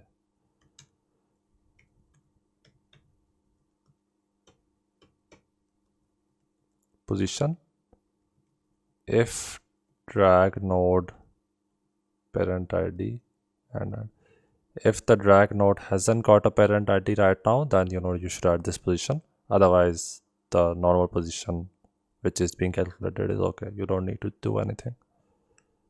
So now if I refresh this, I add a board node and I take this register and I place it here, then you will see that this position didn't change. Also it became part of the group. Cool. I can add other nodes as well, and you know, now these two are part of this group. Now I need to add the logic where I should be able to remove a node from a group. Now that is easy as well. I will basically do the opposite with the position. So right now what I did was I subtracted the position of the group node with the position of the drag node. When I will move it outside, I will basically remove the parent ID because you know now I'm outside the group, and I will basically add the coordinates of this group node and the drag node, and I will get the accurate position. First of all, I'll just, you know, if the overlapping node is not of board type and the drag node is part of a group, then I will basically remove the parent ID. Simple. So I will come here and I will say if overlap node ref dot current. So if there is no overlapping node right now for the drag node, or overlap node dot current dot type is not equal to electrical component type dot board and drag node dot parent id. So if I'm dragging a node and I come on top of either a node that is not of board type, or I come on top of no node, there is no node underneath, then I need to basically remove the parent id of that node. So I'll say set nodes, prev nodes.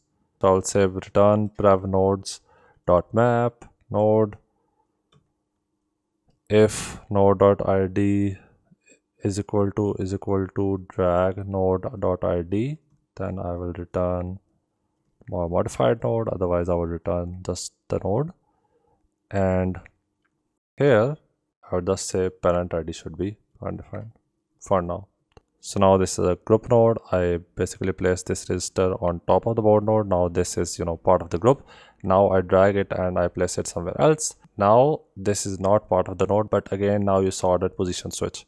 What I need to do now is I need to pass a position where the x and y coordinates are the sum of the x and y coordinates of the group plus the drag node. I need to basically do the opposite. So that is simple. So first of all, I will get the board from the parent id. So I'll say const board is equal to prev nodes find prev node dot id is equal to drag node dot parent id. So that would be the board node. Here I'll say const xy is equal to board dot position or x0 y0, then same thing, x drag x, y drag y is equal to drag node position or let me copy this. So the position would be x drag x plus x, y would be drag y plus y, and I will add the position here. Now if I add a board node, I make it part of the board. I move the board around. Now I make it not part of the node. I will basically move it out of the node. Then you can see that now this node is not part of the node, and also its position didn't change. Now I would like to do another thing. Let's say this node is part of this node, and I add another board, another group node. Now if I place it in another board node, then basically the node goes somewhere else. Again, I need to basically add some change logic for this.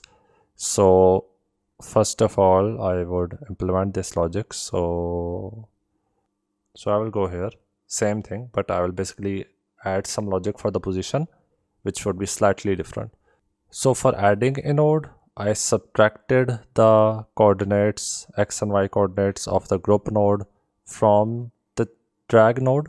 For removing a node, I added the coordinates of the drag node and the group node. For moving a node from one group to another group, we have to basically do both. So the new x and y value would be the x coordinate of the drag node plus the x coordinate of the previous board minus the x coordinate of the new board. So I will come here and I will add some adjustments. So I will say let position, and here I'll say if node dot parent id. So if the drag node already isn't part of some group and is now becoming part of a group, then the position should be this. This is the old case. So I'll copy this and I'll paste it here. However, if it is already part of a group and I'm making it part of another group, then I will say else if node dot parent id and node dot parent id is not equal to the new group's id. So I'm basically adding it to a different group. If that is the case, then I will get the previous board. So previous board would be prev nodes find node dot id is equal to node dot parent id. So I'll say const x prev board x, y would be prev board y is equal to prev board position or I'll copy this. So the new position would be, as I told you before, drag x plus prev board x minus x. Similarly, y would be drag y plus prev board y minus y. So previously I was saying that pass this position if the drag node hasn't got a group and that it is becoming part of a new group. Now I'll add another condition. This or drag node parent ID is not equal to the new group. So now if it is becoming part of a new group as well, then add the new position. Oh, I made one mistake. This should be drag node. Cool. So now if I take a board and I add another board and I take this node, I make it part of this group, move it around, then I basically grab this and make it part of another group, then this would work seamlessly. I can then remove it as well. Now there is another thing. If I, let's say, drag a node from outside and I drop it on another group, right now I haven't really added any logic where it would detect that that child node has been dropped on a board node or a parent node, so it should become part of the group. Right now it's not really part of the group, so I need to to add that logic as well. So for that I will go to the onDrop function. So I will add some logic here. First of all, I would want to find all the boards which are currently present, so I will say nodes dot filter node dot type is equal to electrical component type dot board. Cool. Now here I would say const board is equal to boards dot find, and then basically I will write a function here. So basically what I want is, based on the position where I have dropped my node and based on the height and width and position of all these boards, I need to see if I have dropped my node on top of some board or not. So for that I will write a function. So I'll go to the utils file and I'll write a function which would be export const is point in box. So basically this is a generic function, and what it would do is it would, based on the x and y of a point, or in this case a node, see if that particular point is present inside a box or not, and that box would have a certain x, y and dimensions, height and width. So here I would say the params would be, first would be point, so x would be number, y would be number. Let me close this. And then the second param would be the box. So for that I will have x number, y number, height number and width number.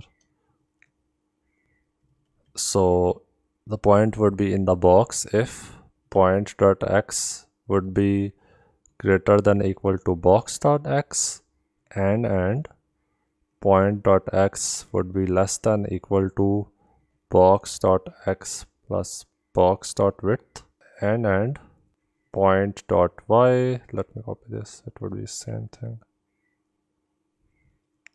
and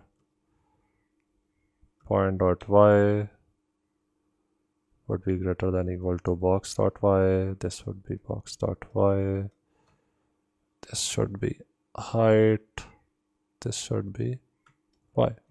So using this function I'll basically see if I have dropped the node on a board or not.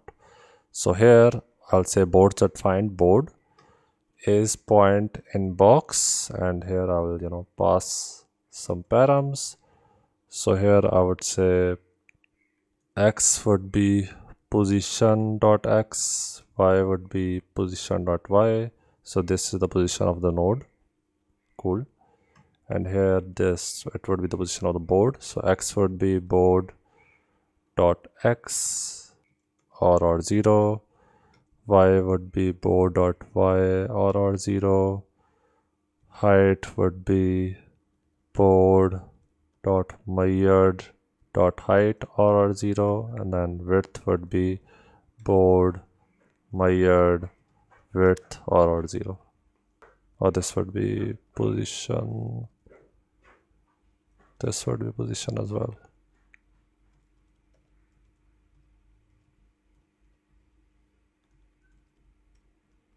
If there is a board, then obviously I need to modify the position, just like I did for the on node drag stop function.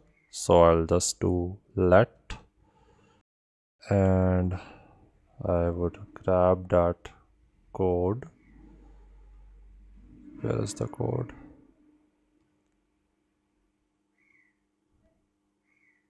This. So I would go here and I'll say if there is a board, then so the overlapping node would be the board. This would be the position I'm getting from top. So the position would become drag x minus x and drag y minus y, same as we did previously. Now I'll pass in the parent ID. So if there is a board, if I have dropped any node on the board from outside, then that node should basically become part of the board. So I'll add this here, I'll add this here. Now if I have a board and I drop a node from outside, then basically if it is dropped on top of the board, then it becomes part of the board automatically. I don't need to drag it again and drop it on top of the board. Great. Okay, so now I will add the logic for attaching or detaching a node in a group. So right now you can see that I have a node here, but I can also move it outside the group, and now this node is not part of the group. I can again move it inside the group, and this is now again part of the group, but it can basically leave the group at any time. If I want to add a functionality where the node cannot leave a group, then I can add this as well. So for that, what I will do is in React Flow, if I want that this particular node doesn't leave this group, then in this particular child node's node object, I will add a extend property and I will assign a parent value to it. And that would basically mean that it can only move inside the parent and it cannot leave the parent. And basically this behavior would be toggleable via an icon which I will have here. So a lock icon. So if I will click on the lock icon, then I will basically constrain its movement inside this group. And then when I will click on this icon again, that node would be able to come out of the group. So let's add that functionality. So here I would add this functionality. Here I would say that if there is a parent ID and if the node is selected, then I should show the lock icon. So I will get the parent ID from here. So parent ID, then I will say parent ID and selected. If that is the case, then show a div which would be absolutely positioned. So its style would be position would be absolute, top would be -23, right would be 20, and then color would be white. And then inside this I will show an icon. So as of right now I'll just show a lock icon. So lock, and I will get it from React Bootstrap icons. This should be black. So now if I select this node which is part of a group, you can see a lock icon here as well. Cool. Now I will add the functionality where if I click on it, it should basically constrain its movement inside the group, or not do that. Basically a toggling behavior. So for that, there is a property, as I told you, an extend property in the node.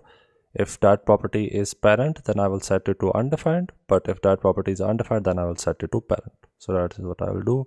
I'll say on click is equal to, I'll get the update node function from use React Flow hook. So I'll say is equal to use React Flow. Here I will get the use update node function. no, update node. I will use the update node here. I'll pass the ID. Here I'll use a setter function. So prev node and then an object. So extend if prev node dot extend is equal to parent, then I will set this to undefined. Otherwise I will set this to parent. So basically once I click on it, its value would be parent. Otherwise, I'll set it to undefined if it is already parent. Right now it can move outside the group, but now if I click on this lock button, now I wouldn't be able to move outside the group. Now if I click on it again, now basically I can move outside the group. Cool. Now I need to show the user some visual feedback as well, that hey, now this is locked inside the container and it cannot move, and now it's detached and it can move outside of the group.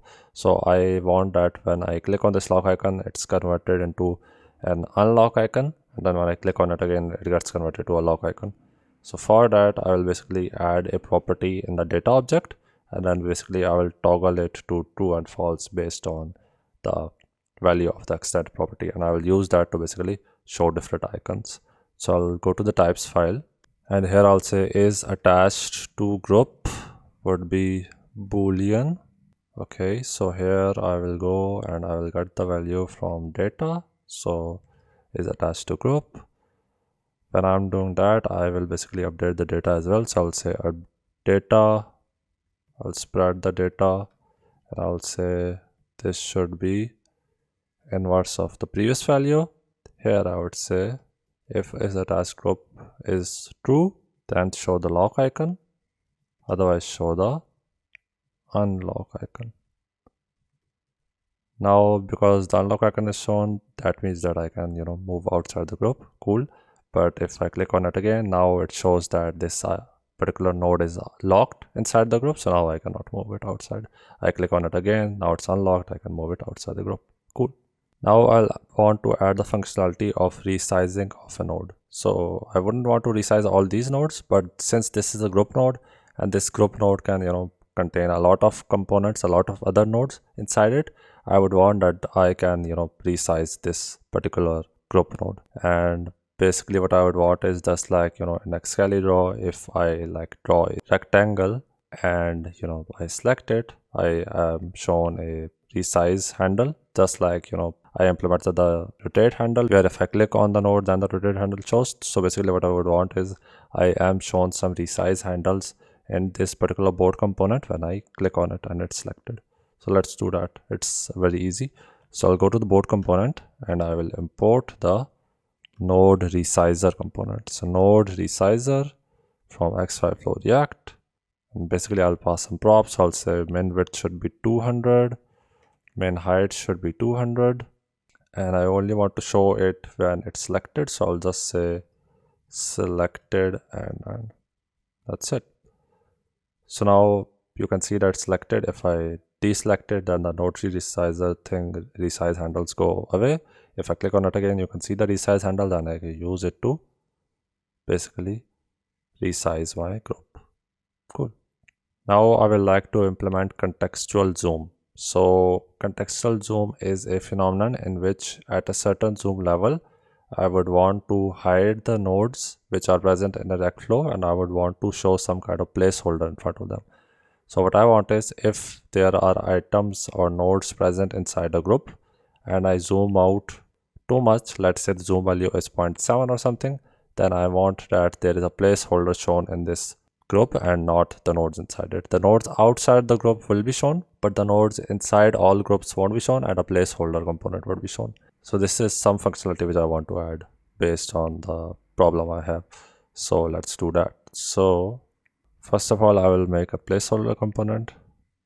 So the placeholder component will be a simple box with more boxes inside it with, if reflex container or something. You'll see in a moment what I want to achieve. So I will say RFC. Here I will have a box. Its padding would be 3. Its position would be relative. Z index would be 1, background would be white, display would be flex, flex direction would be column, cap would be 2, border radius would be 8 pixels, and height would be 100%. So this is the box I have. This is just a white box with a display of flex and flex direction column. Now I will basically have some dummy divs here which would have a gray background, and those will be vertically present inside this box due to this flex direction column and display flex. So for those I will basically make some common props. So I'll say const props is equal to background should be EEE, position would be relative, width would be 100%, flex would be 1. Satisfy CSS properties, and I will basically come here and I will add 6 boxes, 6 divs basically. So I'll spread these props and I'll copy paste this 6 times. So I'll copy this and I will go here to show how it would look like. So for now I'll just say placeholder, and yeah, this is what the placeholder would look like. But I don't want to show it all the time. I only want to show it when the zoom value is 0.7 something. So let's add that functionality. So I'll say const show content is equal to use store from XY flow react. Inside this basically I would have the whole state. So I will basically be able to get literally everything from the React flow tree, nodes, edges, etc. But I want the zoom value. So for getting the zoom value, I will basically say s.transform 2. So this is the zoom value. So when do I want to show the content? When its value is greater than equal to 0.7.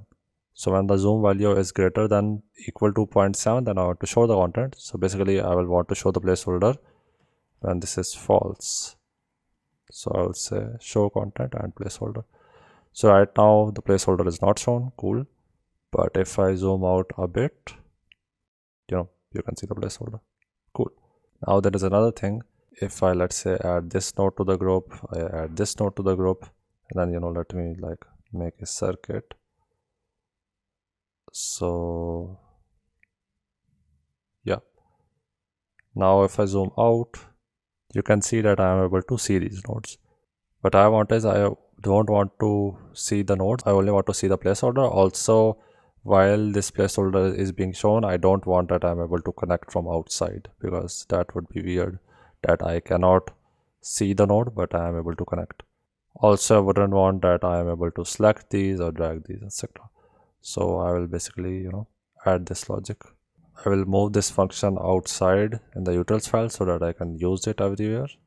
So I'll say export const zoom selector is equal to this. The type of state would be React flow state, and I will import this here as well. Zoom selector, cool. Now inside the workflow file, I will get the zoom selector. I will go here, I'll say const show content is equal to use store, and I will pass the zoom selector. Let me import it. So for making the nodes not selectable or not draggable, we can basically make use of the selectable and draggable properties in the node object. However, for hiding a node or making the node not connectable, I'll basically add 2 properties in the data object of those nodes. So for that, I will go to the types file and I will add 2 more properties here. So I'll say visible and connectable. Here I'll add a use effect. So I'll say use effect. In the dependencies, I will add show content. Here I'll say set nodes, prev nodes dot map, node if node.parent id, then that means that if a node is part of a group, then I'll say return, I'll spread the node, I'll say draggable should be equal to show content, selectable should be equal to show content. That means that if these nodes are visible, then draggable should be true as well, selectable should be true as well. If show content is false, that means that I have zoomed out, then basically draggable should be false and selectable should be false, because the value of show content would be false at the time. And then data, I would spread the node data, and here I would say visible should be equal to show content and connectable should be equal to show content. And outside this if condition, so if the node is not part of a group, then I'll copy this, but instead of show content, it would be draggable, it would be selectable, it would be visible, and it would be connectable.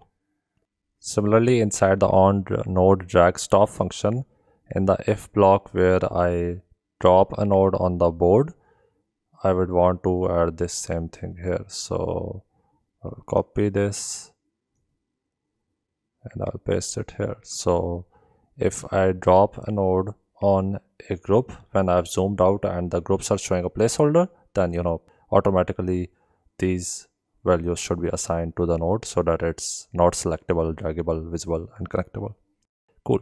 So these are native properties which would be implemented natively by Recflow. So if draggable is false or selectable is false, then by default you won't be able to drag it or select it.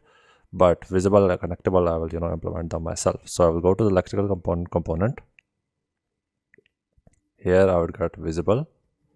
So visible by default would be true,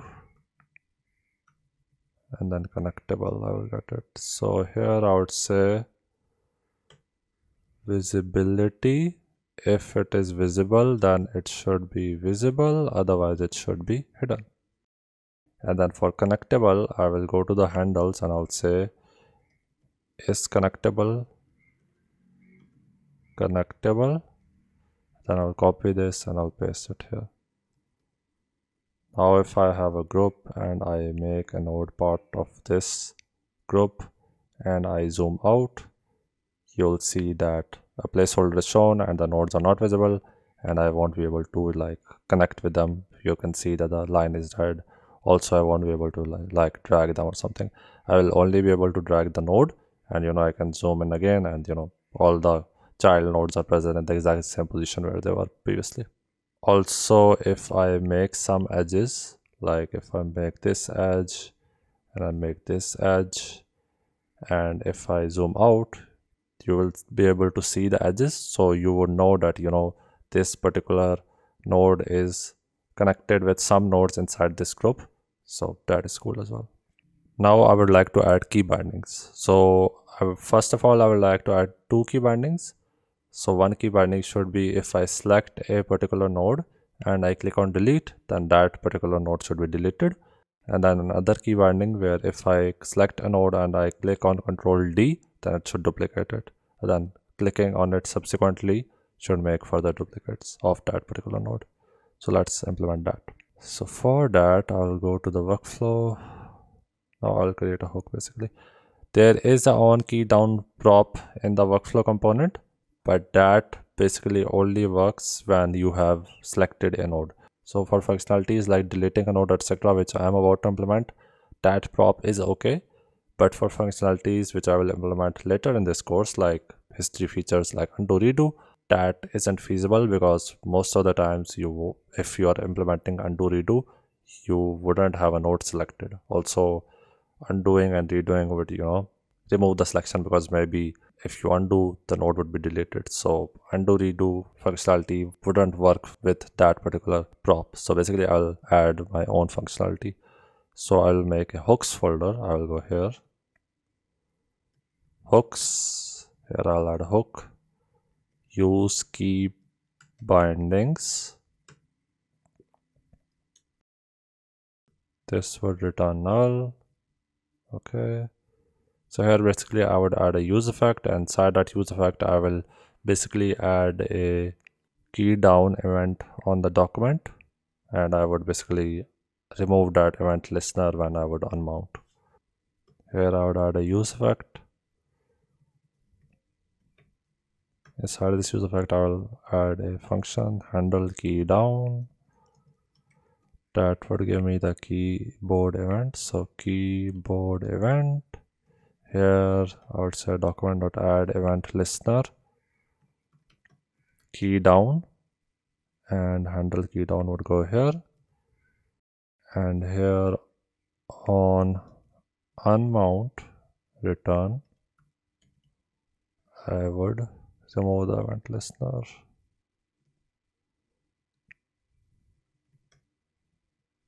Cool. So here I would use a switch case.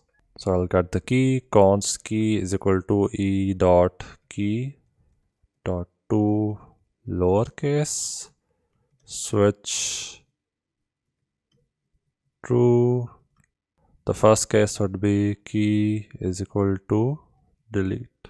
So if that is the case, then I will get the set nodes function from use direct flow. So use direct flow set nodes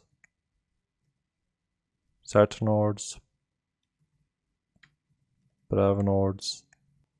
I would say prev nodes dot filter node dot selected. So basically I would filter out the node which is selected, so that would basically delete it. Similarly I would add another case that would be e dot control key and key is equal to d. So this would be the case for duplicate.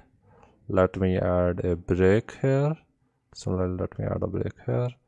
So basically I want to duplicate in a way in which ElectricalComponent does that. So if I go to the ElectricalComponent and I have selected this particular rectangle and I click on this duplicate key, then basically it creates a new rectangle which is some pixels offsetted from the left and top, as you can see. And similarly, when I duplicate a particular rectangle or shape, then the new duplicate is selected. So basically I want the duplicate behavior to be same, so I will do that. First of all, I would want to get the selected node. So for that, let me get the get nodes function. Get nodes is a performant way to get the nodes inside any function, because if you are using the nodes directly from useDirect then the nodes array basically changes whenever you are dragging any kind of node around, because its x and y position is updating. But get nodes is a function which you can call at a particular point of time and you will get the updated nodes array. So I'll say const selected node is equal to get nodes dot find node dot selected. Here I would say if there is no selected node, then return. Let me add the set nodes, prev nodes. Here I would say return. It would be an array. First of all, I would like to unselect the node that is right now selected, and then I will basically add the other node with the offsetted position, and I would have the selected property of that node to be true. So here I would say prev nodes dot map node. If node dot selected, then it should be, I'll spread the node, but I will set its selected property to false. Otherwise it should be node. And here I would add the new node. So I'll say selected node. So basically I'll spread the selected node so that it has all the properties of the selected node, and I'll assign it a new ID. So I'll say UUID. Let me import it. So import v4 from UUID as UUID, and its position would be x, selected position, selected node position x plus 40, and same with the y. Y would be selected position y plus 40, and selected would be true.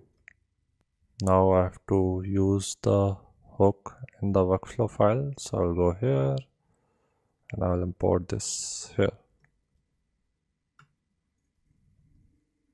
Now if I select the node and I click on the delete key, you'll see that the node gets deleted. Cool.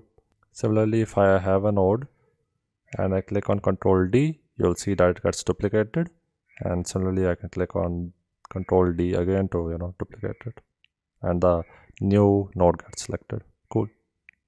Now I will add the logic for saving a project state and loading a project state. So basically I would want that there is a button here, and whenever I click on it, it basically sends the React Flow state to a server so that it can save it. And whenever I would start the app, it basically makes a request to the server, gets the React Flow state, and then basically updates the React Flow state with whatever is coming from the server. So let's implement that. First of all, let me show you a dummy server I've made. So this is a simple express server, and I have a data property here which would basically save the React Flow state. I'm not using database, but you can use a database if you want. This is just a simple example. So this is initially undefined, and I have two endpoints. So there is a get endpoint which would just send the data, and then I have a post endpoint. So whichever updated React Flow state I will send in this data mutation, I will basically assign it to the data variable. And then basically, whenever I would restart the app or, open the app, it would basically hit this endpoint and basically send me the updated React Flow state. And for these two API endpoints, I have used TanStack query to make the corresponding query and mutation as well. So this is a query which would hit the /data endpoint and just return me the data. And this is a mutation which would basically get the React Flow state and send it through a mutation. So simple stuff. Let me open the workflow file. So here, first of all, I will add the section in which I will add the button, just like these buttons.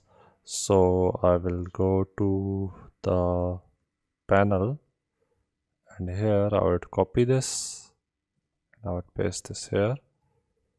Here I would remove this, and I will call this project, and I will add an icon button here,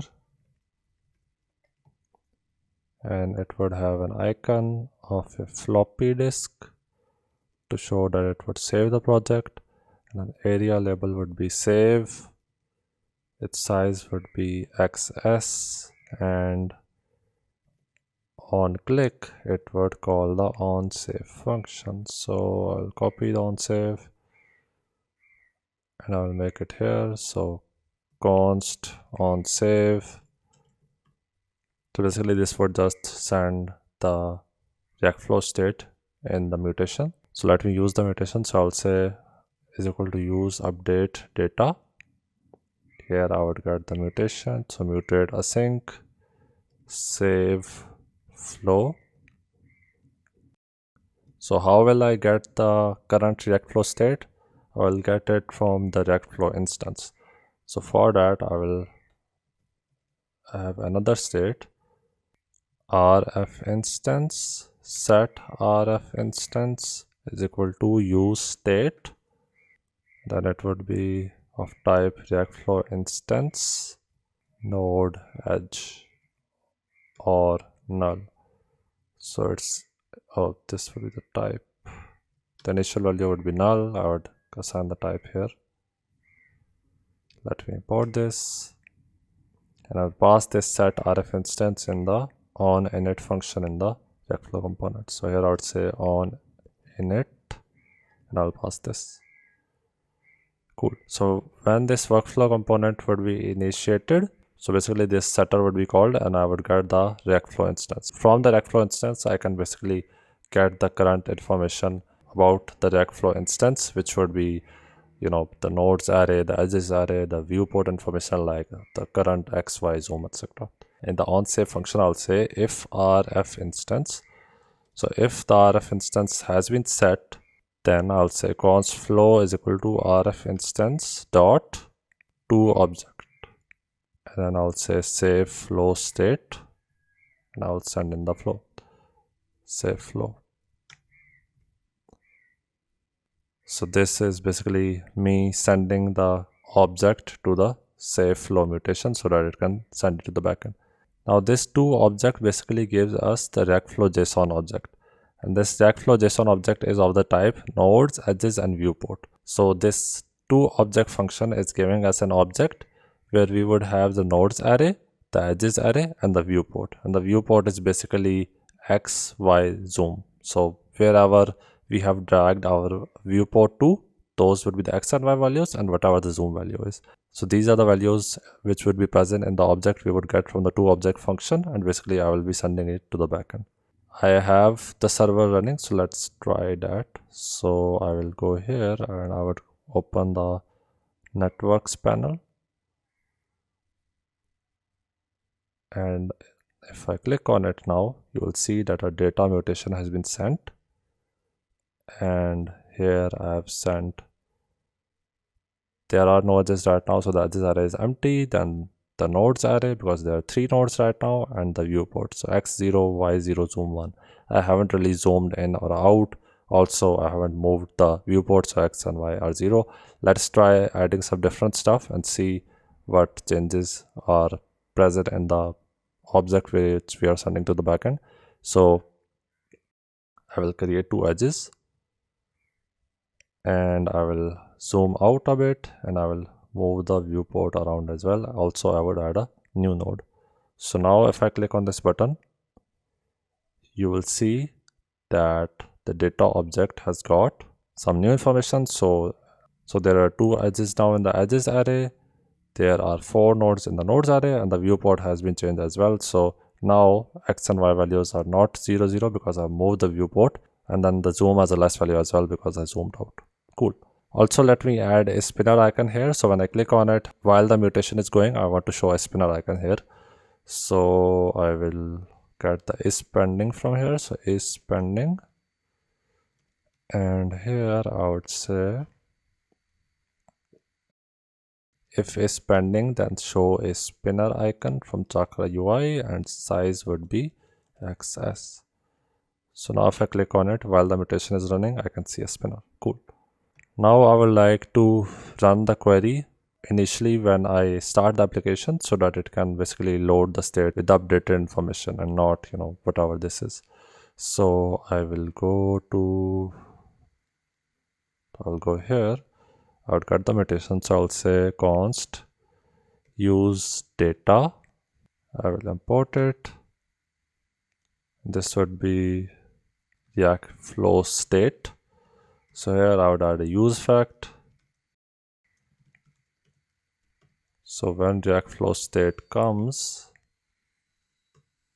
if React flow state, then I would like to update the nodes, edges, and viewport information using this object I'm getting from the backend. So I will say set nodes to React flow state dot nodes or empty array. Set edges will be React flow state dot edges or empty array, and then I will say const React flow state dot viewport. So from the viewport I will get x, y, zoom. So I'll assign some optional values to x, y, zoom, so that if they are not present, then at least we don't set undefined to these values. So I'll say x should be 0, y should be 0, zoom would be 1. So for setting the viewport, I will get the set viewport function from use React flow. Go to the use React flow hook, and I'll get the set viewport function from here. So here I'll say set viewport to x, y, zoom. Now basically I have drawn a circuit and I have saved it to the server. Now if I refresh this, you will see that I am able to see the exact circuit which I had before I refreshed the website. Now I would like to generate an image out of my current React flow state. So let's do that. So for that I will create a separate component. So I would go here, I would say download button.tsx. This will be RFC. I would place the download button here alongside the save button. Cool. Here I would show an icon button just like this. So I'll copy this.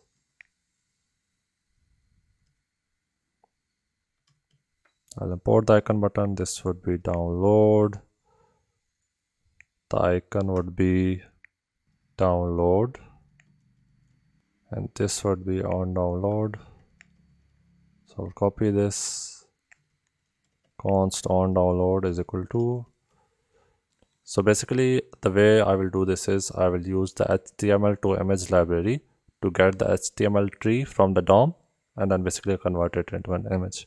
And in order to adjust the viewport, because I could literally be anywhere in this viewport, I will use the viewport values to basically get the appropriate box which needs to be converted into an image. So let's do that. So in the on download function, I first needs the node information. So I'll say const use React flow get nodes. Here I'd say const nodes bounds is equal to get nodes bounds, and I will pass the get nodes here. This would give me the rectangular area in which all nodes are present. Then I will get the viewport based on this nodes information. So I'll use get viewport for bounds. So here first of all I have to pass the nodes bounds. Then if I hover over it, you can see all the remaining props. So the rectangular bounds for the nodes present in the viewport, then the width, height. So this width height is basically the width and height of the image I want. I will set this to some variable in a minute. Then the minimum zoom value, maximum zoom value, and then the padding. So if I want that the image width and height should be, image width should be 1024 pixels and image height should be 768. So here first of all you have to pass the width. So I'll pass the width, then I'll pass the height, then I'll pass the minimum zoom, the maximum zoom, and the padding. So from here I'll get the viewport information, so X, Y, and zoom. Now I'll want to get the React flow DOM element from the DOM. So I'll say const React flow is equal to document.query selector, and basically the class of the React flow component is React flow viewport. So if you go over here in the React flow viewport, this is basically the viewport in which all the information is shown. You can see that the class is React flow viewport. Cool.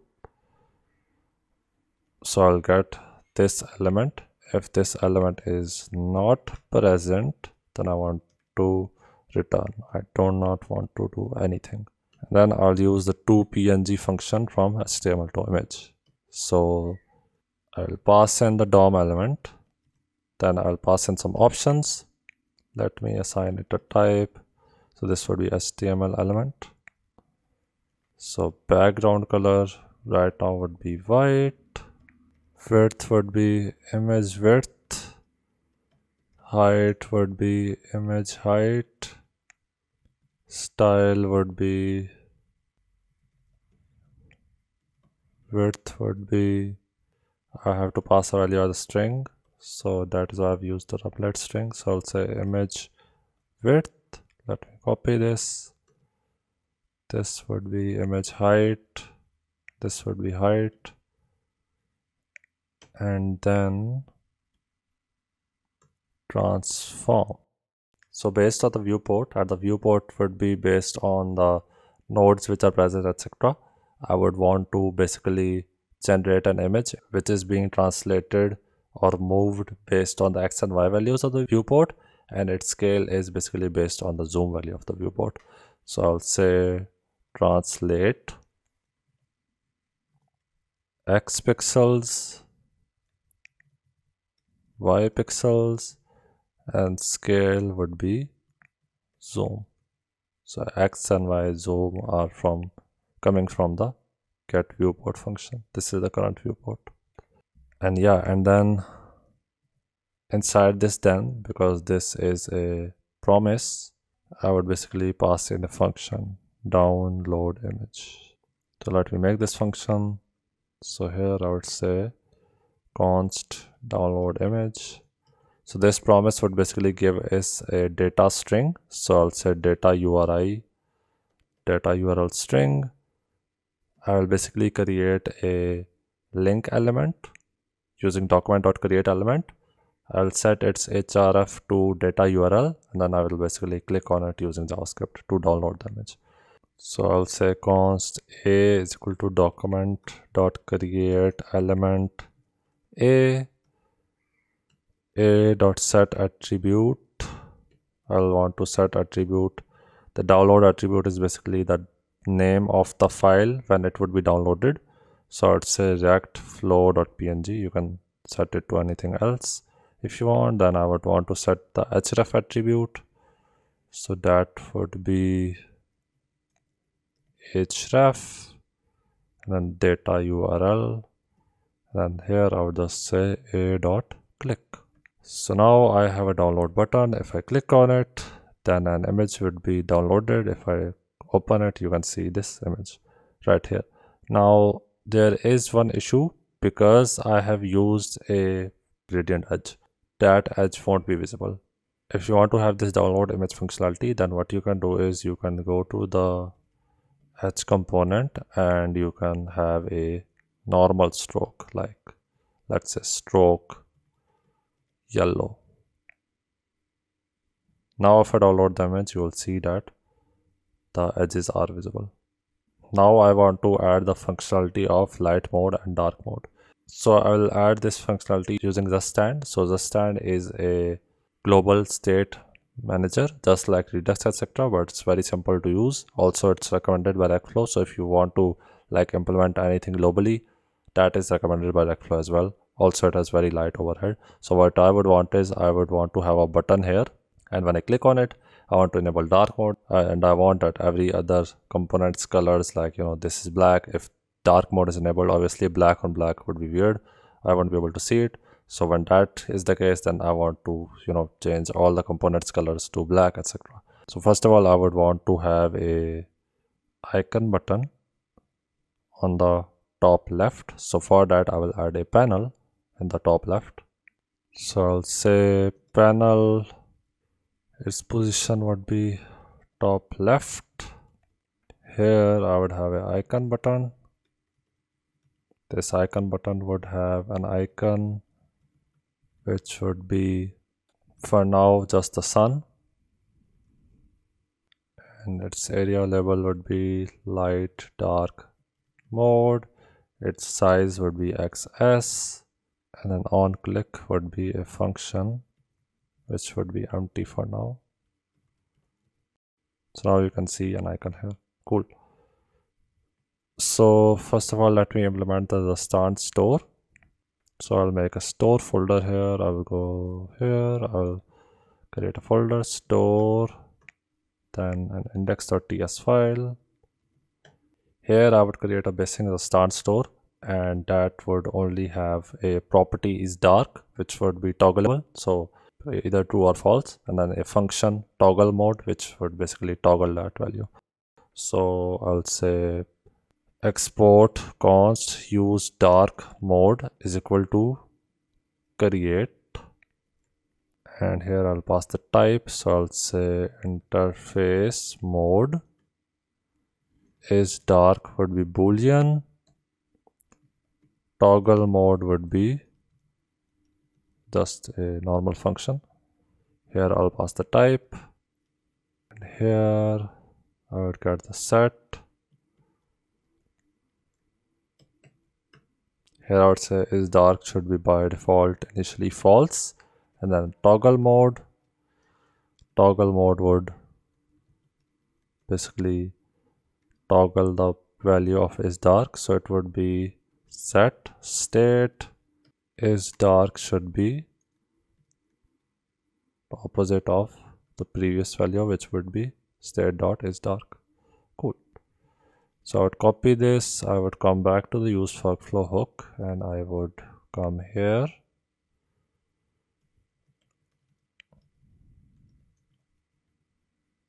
I'll import this.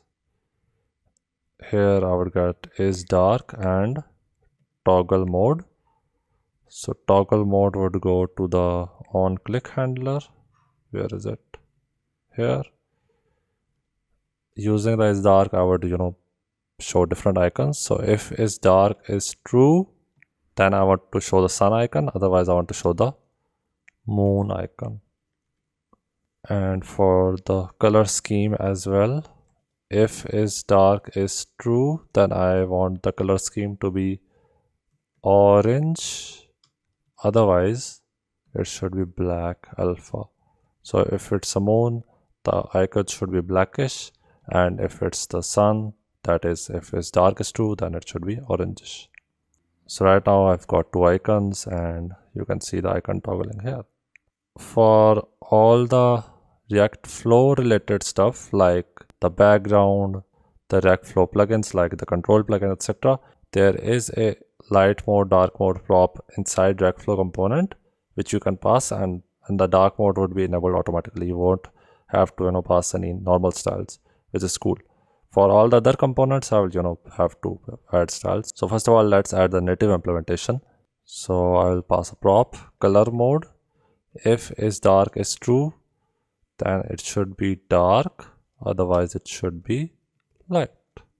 So now you can see that when I toggle the icons on or off, you can see that all the stuff which is related to React Flow, like the background plugin or the control plugin, they basically switch to dark and white background, which is cool. Now I would like to add this logic to everywhere else.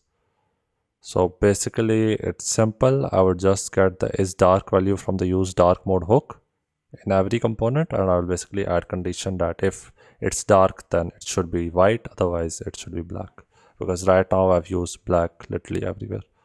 I'll go to the board component. So here I would get the hook. So isDark is equal to use dark mode.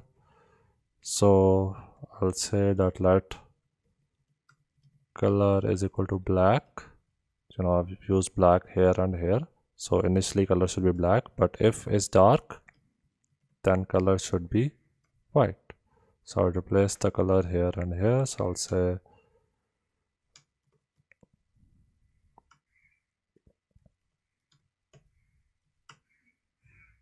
black should be changed to color, and here as well it shouldn't be black, it should be color. So now if I add a board component, you can see that it is white. Its box shadow is white as well.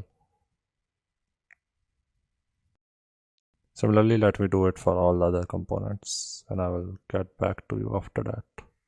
So I basically made the change in every component. So the board component, bulb, electrical component, connection line, download button, placeholder, anywhere where I was using colors, I basically added conditions like this here, where if isDark is true, then the color should be this, otherwise this, etc. And now you can see that now the circuit is looking okay for the dark mode as well, and I can toggle around, and that looks cool. Okay, so now I will talk about cyclic flows and computation flows.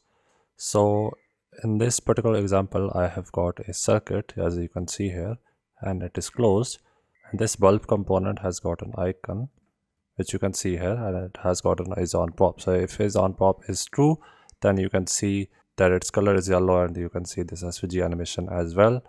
But if it is false, if I remove it, then you will see that it is white. So basically this can be seen as the bulb is off. When is on pop is true, this can be seen as that the bulb is on. I want to test three things, and I want to turn on the bulb only when these three things are true. The first thing is I want to see if the flow in which the bulb is a cyclic flow. Second, I want to see if inside the cycle there is a battery component present, because in this scenario, if there is a circuit, obviously it has to be closed, and also there should be some kind of power which is coming to power the bulb on. So a battery should be present. So basically I'll check if this particular cycle has a particular node or not. And then thirdly, and that is where computation flows come in, I want to check if inside this cyclic flows there are resistors whose cumulative sum is less than 12. So right now you can see that the cumulative sum of these resistors is 6. This is less than 12, so I will turn on the bulb. Similarly, there is the cyclic flow, there is a battery component here, etc. However, if let's say I remove one of the edges, this is not a cyclic flow now, the circuit is open in electrical terms, then I want to set the is on prop to false, similarly in all the other cases as well. So let's do that. So for doing this particular example, because this is based on computation flows and you have to take care of the inputs and outputs and the source and target, etc. in mind, I will basically get rid of the loose connections and I will pass source and target type to the handles, and also I will set the connection mode to strict. So I will go here to the workflow component and I'll go to the React component, and here I would say connection mode dot strict, or I can comment it. By default it is strict. Then I will go to each and every component, and instead of the type being source for every handle, I will set the type source to the left handle and I will set the type target to the right handle. So this is the right handle, so this can be the target. Similarly for the electrical component, I will set this to target, then the battery component I will set this to target. Now I will only be able to initiate the connection from a source, and I won't be able to connect the source with a source, and only will be able to connect the source with a target. Cool. So I'll go inside the bulb component and I will write some logic to find if the bulb is in a cyclic flow or not. So basically I will use a recursive function for that. I will use a function getOutGoers for that. So getOutGoers basically gives us the outgoing node. So if I'm in the bulb component right now and I pass the bulb node in the getOutGoers function, I'll get the node which is in the outgoing direction. So right now this resistor is in the outgoing direction because the edge of the bulb originating from the source is going to the target of this node. Then this node is basically the outgoing node. Similarly, if I connect this to this, this to this, then the outgoing node of this resistor node is this node, the outgoing node of this node is this node, then the outgoing node of this node is this node. So basically what I want is I will build a recursive function where I will start from this node and I will keep on passing the next node to the getOutGoer function in such a way that if the next outgoer function is the bulb node itself, then I will know that it is inside a cycle, otherwise not. So let's implement that. So I will say const is circuit complete is equal to, this would expect two things, node ID and the target ID. So the target ID would always be the bulb component and the node ID would initially be the bulb component, but as we will call it recursively, the node ID would become basically the outgoer node ID. So I will make use of the get nodes and get edges functions from React Flow. So I'll say const use React Flow hook get nodes get edges. Cool. Here I would say const nodes is equal to get nodes, const edges is equal to get edges, const node is equal to nodes dot find. So I want to find the node corresponding to node ID. So I'll say node dot ID is equal to node ID. If there is no node, that is the circuit is incomplete. Obviously if there is no node as the outgoing node for some node, then circuit is incomplete, circuit is open, there is no cyclic flow. So then I want to return false. Otherwise I'll calculate the outgoer. So I'll say outgoer is equal to get outgoers. I'll get it from X5 Flow React. Get outgoers expects the node for which I want to find the outgoer, then nodes and then the edges. I only want to get the first outgoer, so I'll say 0. If outgoer ID is equal to target ID, then I want to return true.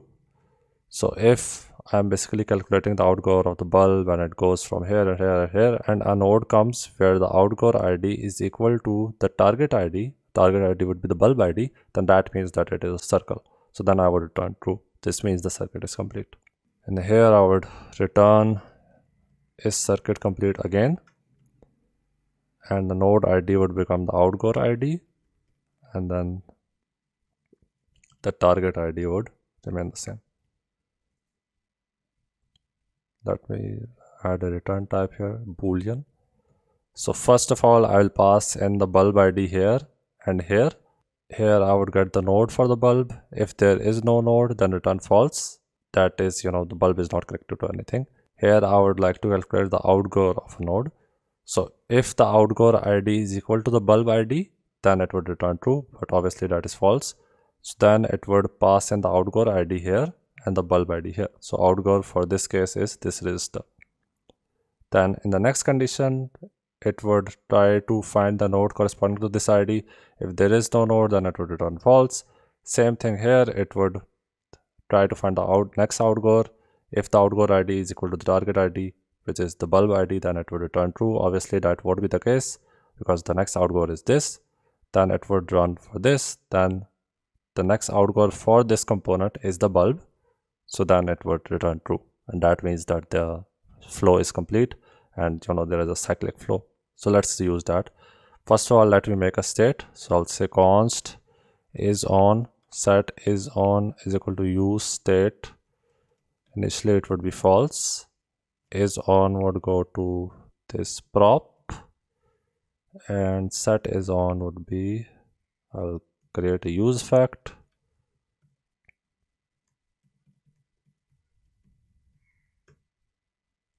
Const turn on is equal to is circuit complete ID and ID. So the ID I will get from the props, and I'll pass the ID here as well.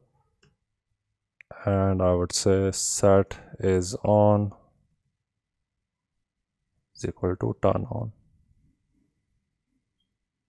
Let me change this time to circuit complete. However, I want this function to run every time the edges count changes. So because the circuit completion is based on the edges, for certain set of edges the circuit won't be complete.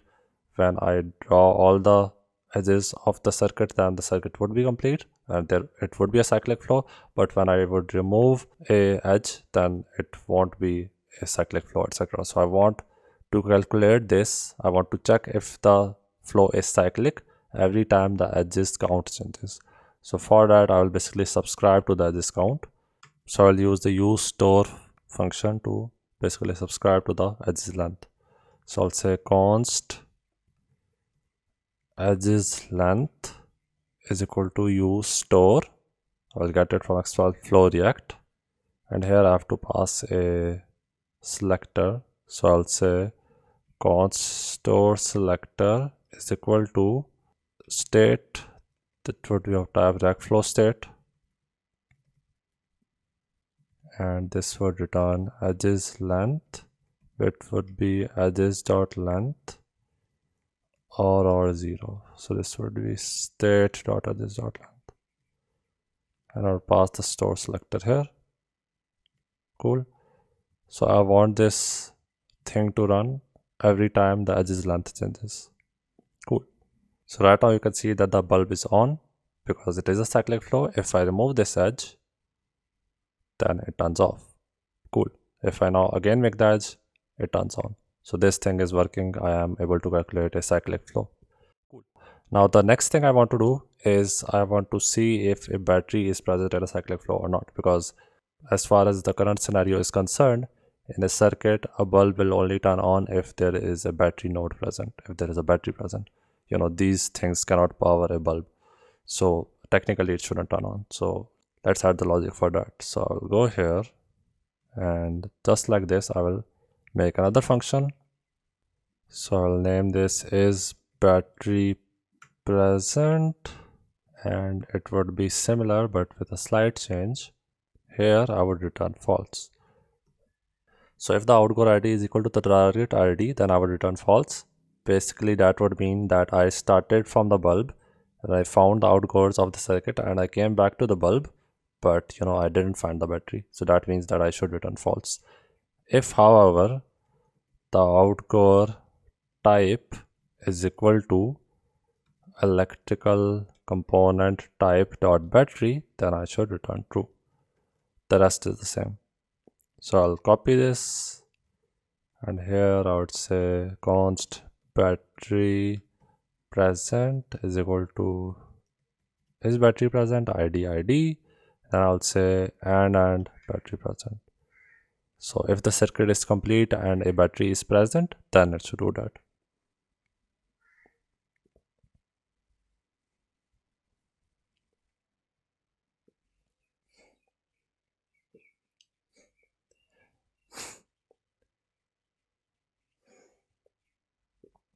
Wow. Cool. So now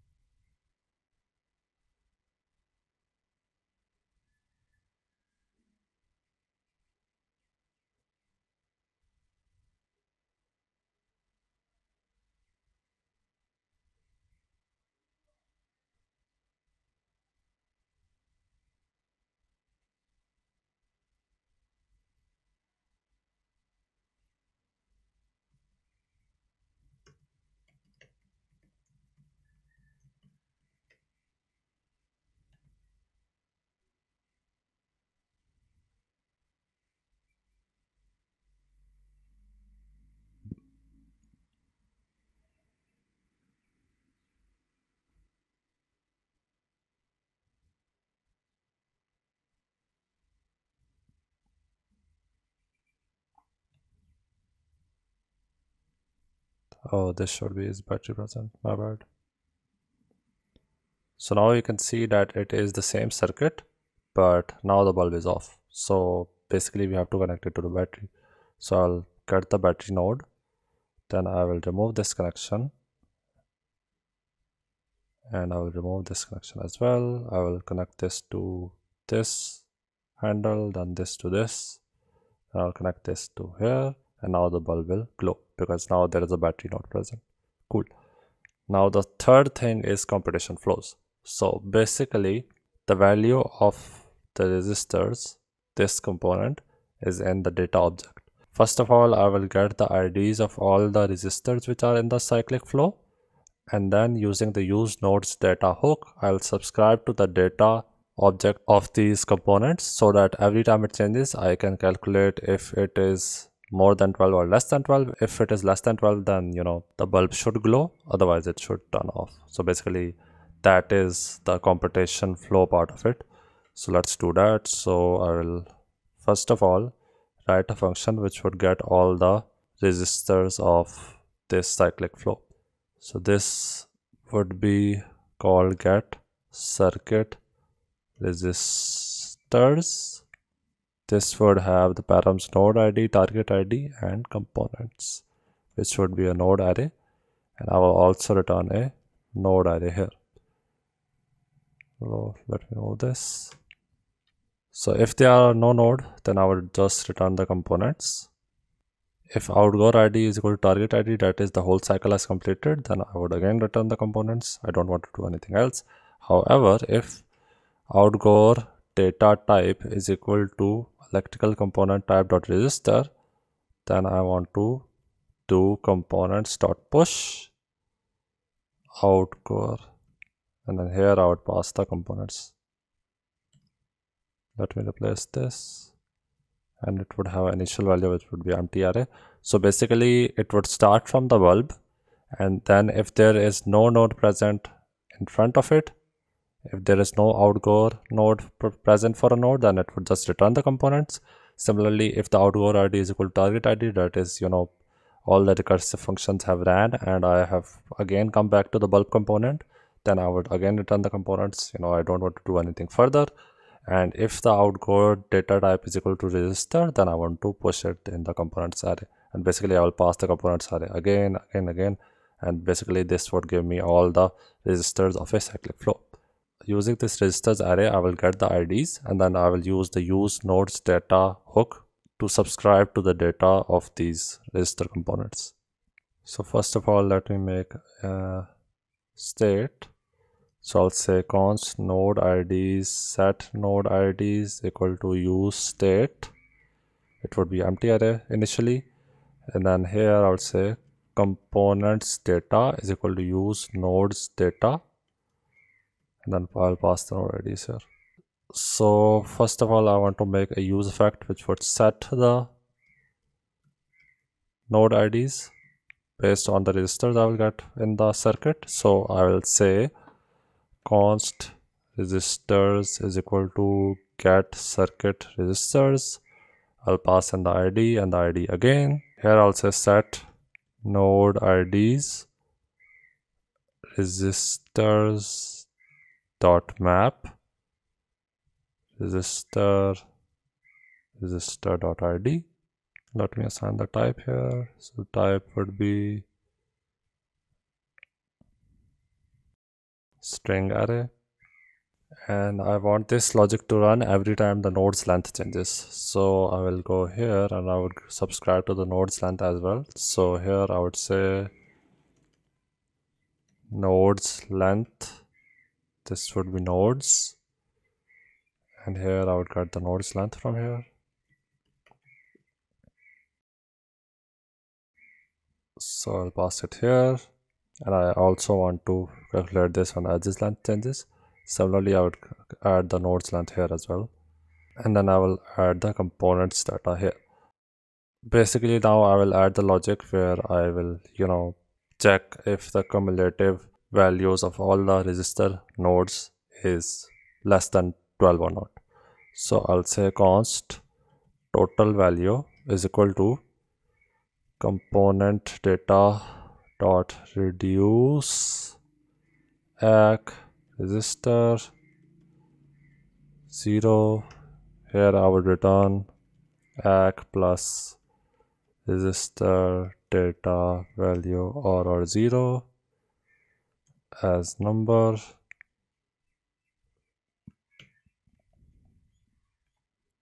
and then here I would say and total value should be less than 12. So now you can see that there is a register here which has a value of 3, so it makes sense that this particular bulb is on and it is glowing. Cool. But if I click on it and I change this value to less than 30, you'll see that it turns off. Similarly, if I change it to 3 again, or if I change the value to let's say 12 or 13, it turns off. But if I change its value to let's say 11, it basically is glowing. Okay, so now we'll take a look at how we can implement history features, that is undo redo, in our React flow.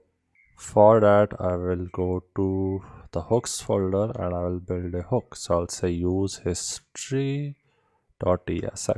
So RFC, here I would return something, but right now I will return null.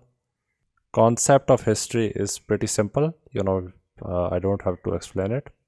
Basically, first of all, I will have a history array. So every time I do a thing, like I add a node, I remove a node, I add an edge, I remove an edge, I basically will push everything I did in an array, and that array would be of the type action. So action would be either add node, remove node, etc., and then there will be a data object which would have the corresponding data of that action. So either I added the data or removed the node or whatever. And then there would be a state for an index. So that index would increment every time I would do an action. So it would jump from 0, 1, 2, 3, etc. Now whenever I would undo something, I would decrement it and then basically do the previous action, and every time I would redo, then I will do the action based on the current index value and then I will increment it. So based on that, we can do undo redo action. I won't implement the history feature for literally everything that I've covered, because there are a lot of things that I covered. For example, adding a node from outside, adding a node in a group, removing a node from a group, detaching a node, attaching a node to a group, etc. So there is a lot of stuff, and it would take a lot of code, and it would waste your time as well. So I will implement it for 4 cases only: adding a node, removing a node, adding an edge, and removing an edge. And then basically you can use this logic to implement history features for other stuff as well. So let's start doing that. So first of all, I'll build an enum for all the actions we'll perform. So I'll go to the types file, and I'll say export enum history action. So add node, remove node, add edge, remove edge. Cool. And I'll go here. The history item would look like history item is equal to action would be of type history action. So either of the 4, and then data. So data would be either be node or edge or undefined. So if the history action is related to the edge, then data would be of type edge, otherwise node, etc. Here I would define the state. So I'll say const history set history is equal to use state empty array. It would be of type history item array. Let me import use state, and then I'll have a ref for the index. You can use a state if you want, but ref is better for performance. So I'll say current index is equal to use ref -1. Let me import ref. Then I'll make a add to history function. So I'll say I'll get some history state here, history item. So first of all, I'll create new history from the previous history. So history dot slice 0 current index dot current +1. Then I will push the new history state I've got in the history array. Then I will update it. So new history would go here, and then I will increment the current index just like I told you before.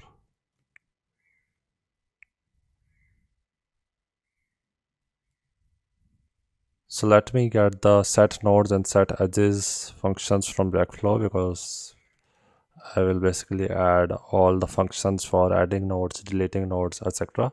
inside this hook, and then I will basically use this hook inside the workflow component, and then basically I will use those functions where I have to. So here I'll say set nodes, set edges. Now let me make a function for adding a node. So I'll say const add node is equal to use callback. The add node function would get 2 things. So node or undefined, and then should add to history. So by default it is true. So here I would say if there is a node, because it can be undefined as well, then I will basically add it in the nodes array. So prev nodes dot concat node. Then if should add to history, then add to history, it would be of type history action. So the action would be history action dot add node, and then the data would be node. Let me add the dependencies. Cool. Similarly, let me do it for an edge. So this would be add edge, this would be edge, this would be of type edge, then edge, edge, set edges. These would be prev edges. This would be add edge. Now I'll make the function for removing a node. So let me copy this. Remove node. So same thing, but I would just filter it out. So filter node.id should not be equal to node.id. So this would be prev node. And basically this would just be remove node. Simple. Similarly, let me copy this. I'll paste it here. This would be remove edge. And here I'll just filter it out. So let me copy this. Prev edges. Prev edge. This would be edge. And here it would be remove edge. So now basically I'll return them from this hook, and then basically I will use them in the workflow component. And then whenever we will perform some kind of action, we'll basically, observe the history array, and then we'll add the undo redo logic after that. So here I would say add node, remove node, add edge, remove edge. So I would get this is use history hook. I'll go to the workflow component. And I would go to the top. I'll say const use history, and let me get the functions. So I'll add them here. Now we are adding an edge here. So I will copy this and I will use this function here. Then we are adding a node here in the on drop function. So here where I am just concatenating stuff, I will do add node. Then in the portion where I am removing an edge, here I would say remove edge. I'm removing a node here in the use key bindings function. I'll basically add the remove node function here. So remove node, let me go to this hook. Remove node, void node. Let me import node. Great. So basically here I would get the selected node, and then basically I will pass the selected node in the remove node function, because here as well I was basically filtering out the selected node. So now basically I will console log history so that you can see how history changes. So I'll go to the inspect, let me add a node. You'll see that now the history has an action, add node, and the object of the node. Similarly, if I delete a node, you'll see now the history has two actions, add node and remove node, because I have removed the node, and the action is remove node, and the data is the same data object of the node we had previously. And then if I make an edge like this, you'll see first of all I added the node, so a history item with the add node action was added, and then I added an edge, so a action of add edge was added. Similarly, if I remove this edge, you'll see that now history item has been added of type remove edge. Cool. So basically I will do the same thing which I explained previously, using the action and looking at the thing I'm performing, undo or redo. I will basically do the particular action. So if I have removed an edge, the undo action of removing an edge would be adding the edge back. The redo would be removing the edge again. So let's do that.